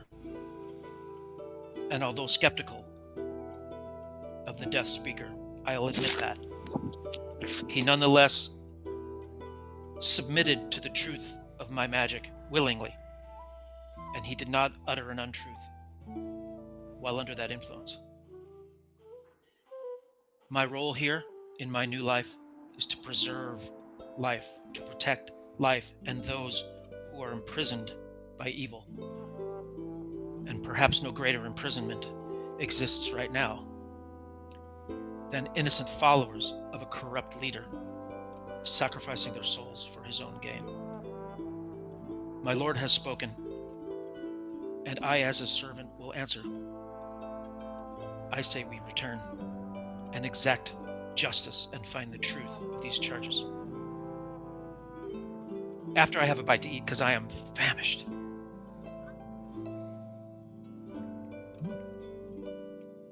Anyway, I was kidding about the last part. What say you, my friends? I am committed to the truth we must find, for Selra's sake and for the sake of those innocent souls. I agree. Answers must be found regardless. Though I would ask that we allow the man to say his piece before we pass judgment.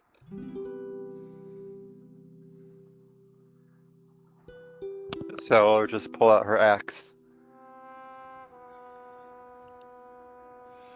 And nod. And pull out her key. Now, I feel like we probably don't have enough time to do a whole lot, and this is, again, my fault for being late, and I do apologize for that. We got 30 minutes. Let's see what we can get done. I mean, I feel like it might be best to kind of just end off with that, with us opening the door to go into Goldagnir. Kind of clean, probably good. It looks like it'd be a good spot for a clean break, and then we can spend the entire next session dealing with that. Can I instantaneously transport us all to the throne room? Don't think so. Probably not. Damn it. And unless you have a mark of recall set up there, but I don't think you do. Can we all put on our jetpacks and fly there and like have it? well, my We thinking have the was, keys. yeah, we can open the door from anywhere. Oh, that's Just true. making- We have the keys. Oh, yeah, that's right. Just making sure before this development, wasn't there someplace we were supposed to be going in a few days? I'm just making sure we're not. That place is here. Preempting. This is where we were supposed to go. Okay. Just making sure there wasn't some additional destination. The only thing you had to do after this was get on your ship and fly out of here. But even The that yellow submarine? is suspect now. Yeah. Well, no, I don't think that one is, because his whole plan, like Tarfana's whole plan, like assuming like he's turbo evil, his whole plan still required us to fuck off on the bookmark, get out of here, and then open the door in proper places to be. So like, we can. That's probably the only thing we can assume isn't scuffed, because his whole plan requires it to not be. We shall see. Why is it suspect? Because Tarfana's the one that promised you. True. And the only reason why I'm saying I think it's safe to say that's not the case is by virtue of the fact that it goes against what he actually wants for that to be the case. So that's why I think it's a safe assumption that one we can trust is accurate. Well, If- we'll find out. If he had some other means of leaving this place before now, wouldn't he have done it? Exactly. Portal. Well, no. If you recall, the whole plan was we send everyone into Goldagnir. We then and then with the bookmark being fixed, we would then fly it out of here upwards to the surface, out of this fucking pit onto like an actual like landmass, It's a very And nice pit. and then we would open the door again and let them all out. It's a decrepit and dying Well, land. Well, I've got a. Scant resources. I just monstrosity. now that we found ourselves in this particular situation, I would like to advance what I am convinced, even as I am thinking of it, is a very bad idea. Now, we certainly could open the door to Goldagnir here, but wouldn't it be much more interesting to, I don't know, open it perhaps in the middle of Hadrigan's home? I think that would be a great location to do that, don't you? No. Oh, For one, A, how would we get there? B, why would we open Goldagnir in front of the guy who wants to get into Goldagnir to get all the magical shit in there?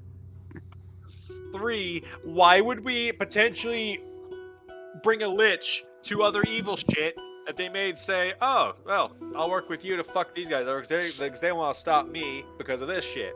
So, like, no, that's a terrible fucking idea. I'm sorry. I respect the hustle, but there is no world in which that goes anything but horribly. Well, I just thought I would advance the possibility to make any other idea sound better. So let's go with something else, shall we? My suggestion is, honestly, if we're gonna open the door anywhere but here, I'd honestly say we open it on the bookmark.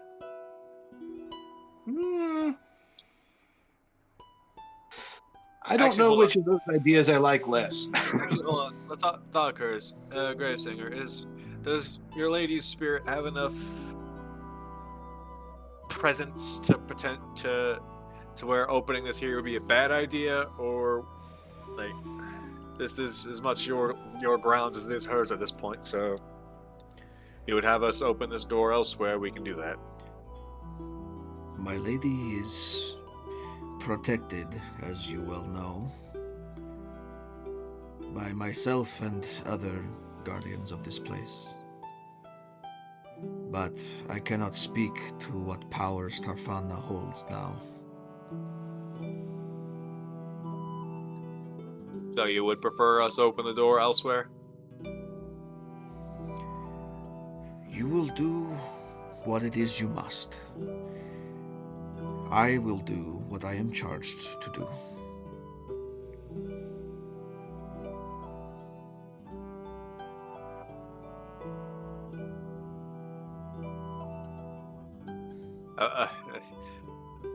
Chance, unfortunately, too nice not to say this, but I will say it's above game. Gee, thanks, motherfucker! Fucking asking your opinion. I don't have an opinion. Well, fuck you. Let's all have a Snickers bar.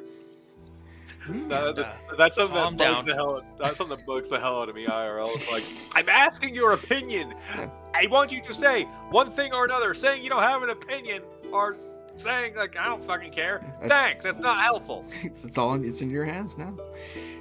He's basically saying like, if anything gets out, I'll be here to smack it. Yeah, and so will all the other undead that are animated because someone invaded this place. But whether that's consequential to whatever comes out of Goldagnir is anyone's guess. Plus, we can seal the other side. I mean, you can lock the door behind you. Well, I might be able to put a ward on it. Actually, hold on. I mean, we could secure the door magically. We've encountered magically secured doors that we couldn't get through. That we did. I have a thought. This could be a very bad idea, but I think it has some legs here. We open the door and we hand Gravesinger the keys. Because his lady will know once it's done, and before he, fades, he could open the door. He could open the door and let us out. There's no guarantee of that. No, there's not. But the alternative would be one of us staying behind, and I'm not sure I like that either. We can close the door behind. We can seal the door behind us with the keys. The problem then becomes if we fail. Cool, he has the keys now. Well, if we fail, it's no longer our problem. Point taken. All right. I mean, that's fair enough, I guess. Someone else's shit to deal with. Spoken Now, like see, this is why I had my great idea earlier. Let's not be ourselves agents of chaos. Oh, Let's just enable it. Let's try and restore order to the universe if we can. yes. But I will say this, Gaddis, his past life and his current life, he believes strongly that the accused gets their chance to defend themselves. So he'll be, if at all possible, that's what he's about. I just had a thought, Gravesinger. Speaker. How much presence? Grave speaker. How much presence does your lady have currently? I promise this is like, how much can she affect the land, the ground around her at this point?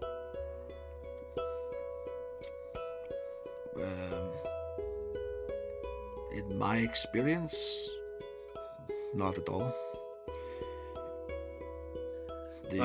The powers that protect her and the powers that help me retain my servitude are not of her father's doing. They are of the Raven Queen's doing. A soul of this caliber passing on, there's power in that by itself. My lady has passed from this world.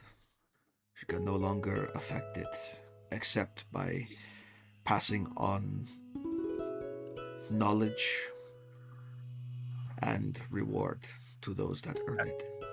Has her soul moved on, or is her soul still here, or is this more of just a leftover impression? Her spirit remains.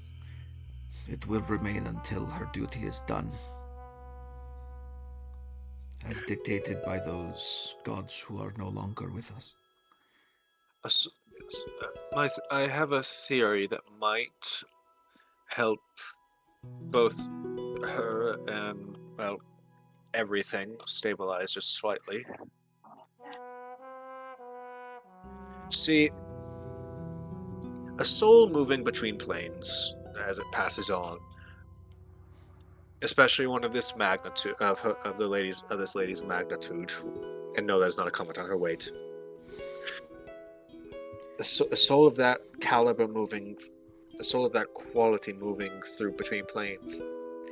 As I said, there's a magical strength in that.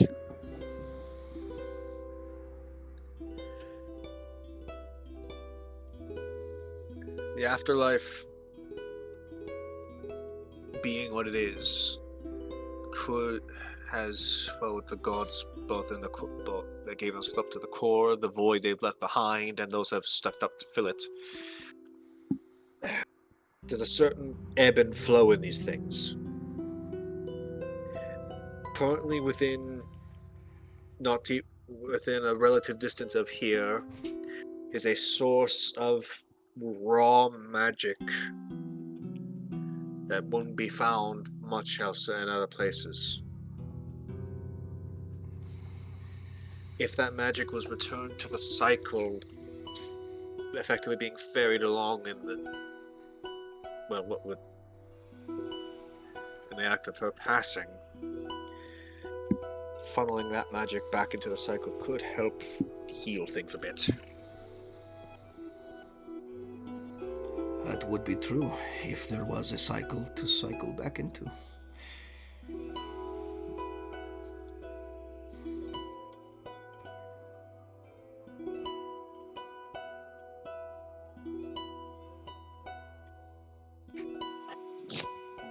See, since I've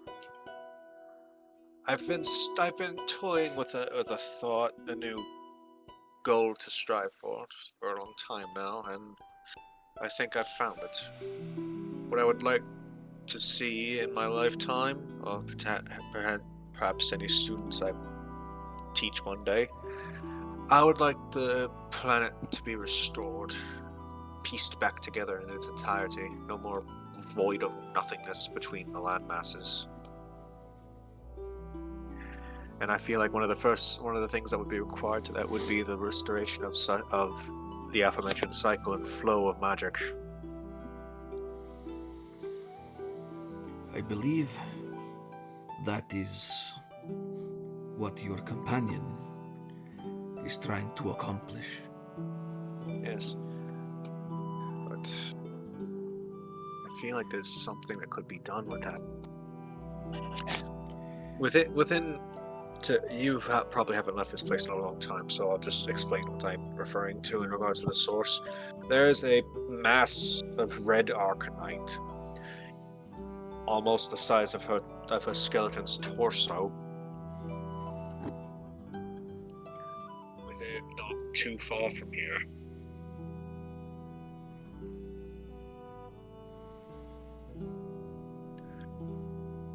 Or such raw magic to follow her soul as it passes.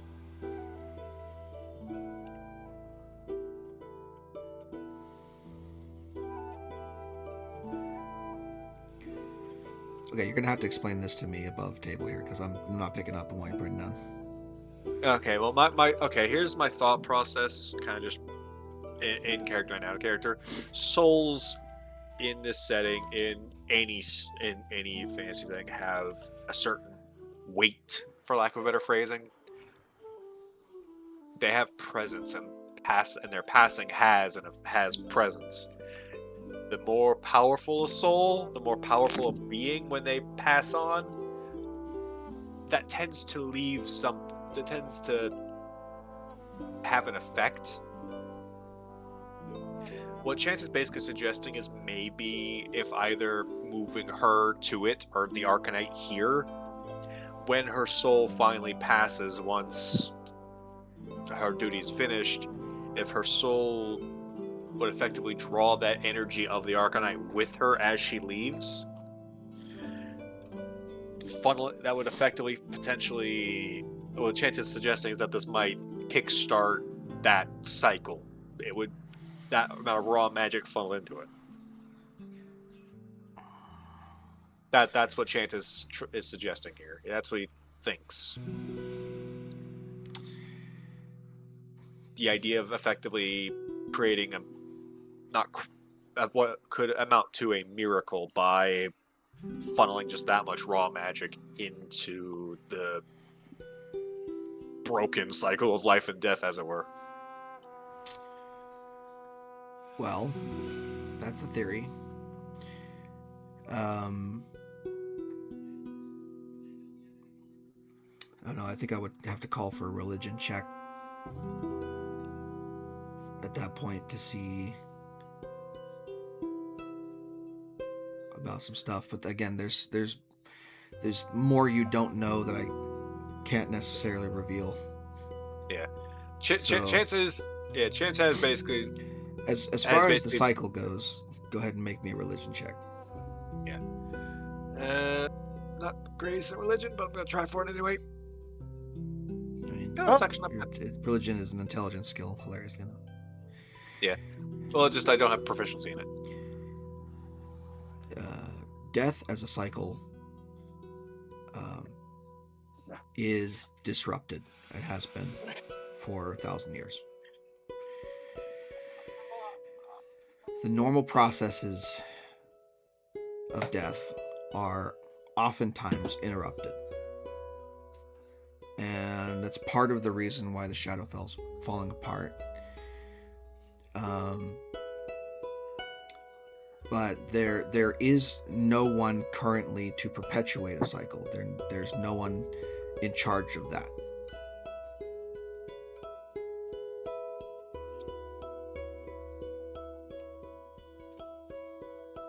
That vacancy needs to be filled.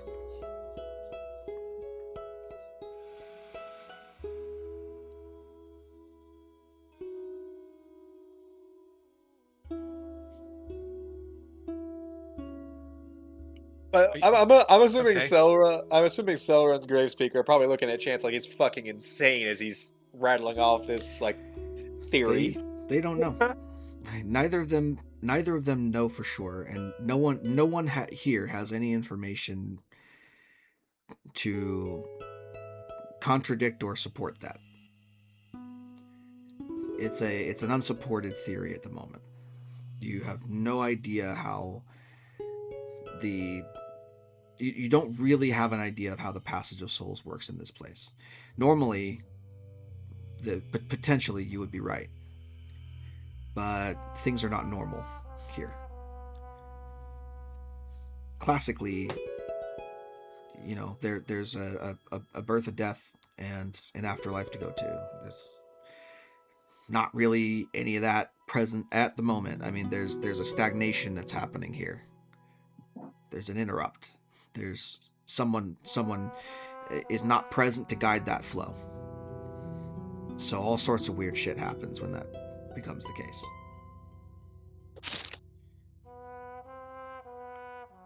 When no one's minding the portfolio, wacky stuff can happen. Yeah.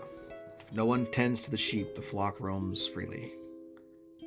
So if the Empyrean was a demigod of the old world and a quite literal connection between the eternal and the earth that was, then restoring the earth to some semblance of the same type of cosmology or system would also require, since there are new gods, would also require intermediaries as well.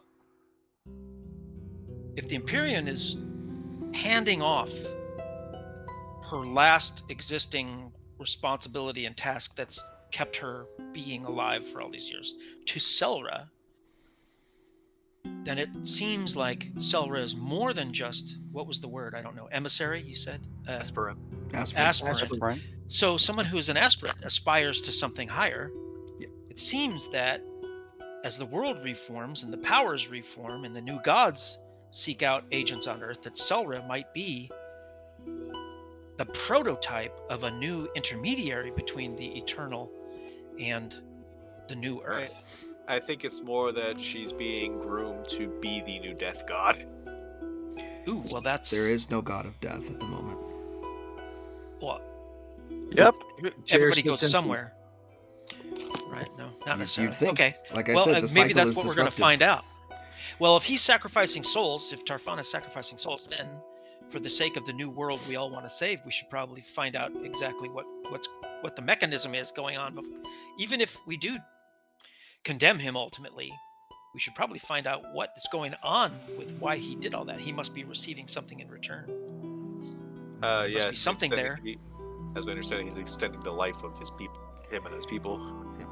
By sacrificing other his- souls, yeah, the but deal to is who to- and where and how The are deal they is to consumed? keep them alive, to preserve as he was charged to do. Yeah, that's why Chance is very much in a situation where it's like, I struggled to contemn this guy because fuck, that kind of desperation, it's really hard to not sympathize if you're that desperate and you're at the end of your rope. This was pretty much the last option he had. I mean, yeah, if he's faced with the death of his people, okay. But does it remain a moral or immoral choice? And people are suffering. Like he's sacrificing. Unwilling. I mean, that might be the key. If they were willing sacrifices and everybody knew the score, that's maybe one thing, as sad as it would be. But to sacrifice the innocent, that's... I don't know. I feel like at that point, our charge wouldn't be to just, make him see to account. I feel like our charge at that point would be just, kill them all, let whoever's the new god of death sort them out. He's basically water news. Now that you think about it, mean- that quote from Monsters Incorporated comes into play here. I'll kidnap 1,000 children before I let this company die. It's like, yeah, I'll sacrifice 1 million people before I let my people die. Way to throw in the Monsters Inc. reference. Nice. No. In the Well big done. 2026. I mean, That's the Well quote of the done. movie. Right in context know. with us messing around with an Well extra done. dimensional I haven't seen board. that movie Nice. in 20 years, and I can still remember that Yeah. quote. Just Yeah. maybe because you were a kid, like, hey, what the- Yeah. He was such a dedicated CEO. I know. That's the only nice thing I can say about him. you know, the truly evil never believe that they're doing evil. Randall would be that warlock in the basement, doing all the evil shit under everyone's Oh nose. yeah. Objectively. That warlock had a name, and now it's Randall in my mind. It's not whatever his name actually was. That seems appropriate. Anyway, we got Yeah. 5 minutes left. Why don't you guys go into the prison? I can narrate the next part. That sounds Let's good. go. Let's just not do it right in front of the Arcanite crystal, okay? Because I think that was an idea that was being floated. Let's not. yeah. Let's just do it right here. Right here is good. In front of the Let's go. potentially very dangerous large red Arcanite, no.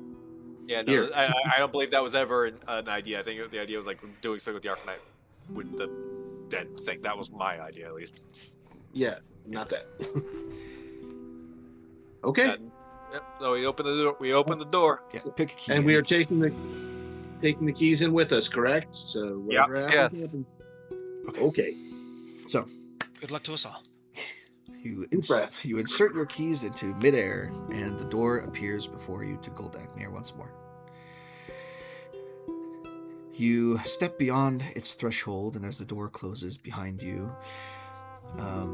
you are faced with the prison once more. Walking along that initial platform up to the first tower of the multi-layered dungeon, passing by the arenas that you had initially fought your way through, passing by a number of people who have essentially begun to establish some form of permanent or temporary shelter within the jail cells and other nooks and crannies of this place, as they kind of had to spread out and find a place to be in the meantime while they wait for you to give the all clear.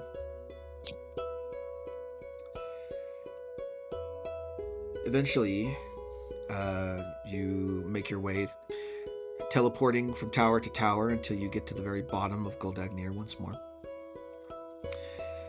And traveling downward still, you find Tarfana in the very bottom in the prisoner vault, with all of the medium-sized, humanoid-sized crystals that contain the various prisoners of Goldagnir. And you can see that when you arrive, he appears to be like, he's placed a hand on one of the crystals and he's kind of looking at it quizzically, like it's a puzzle he's trying to solve. And when he notices your presence, he turns to face you and says, the conquering heroes return once again. Have you found what you were looking for?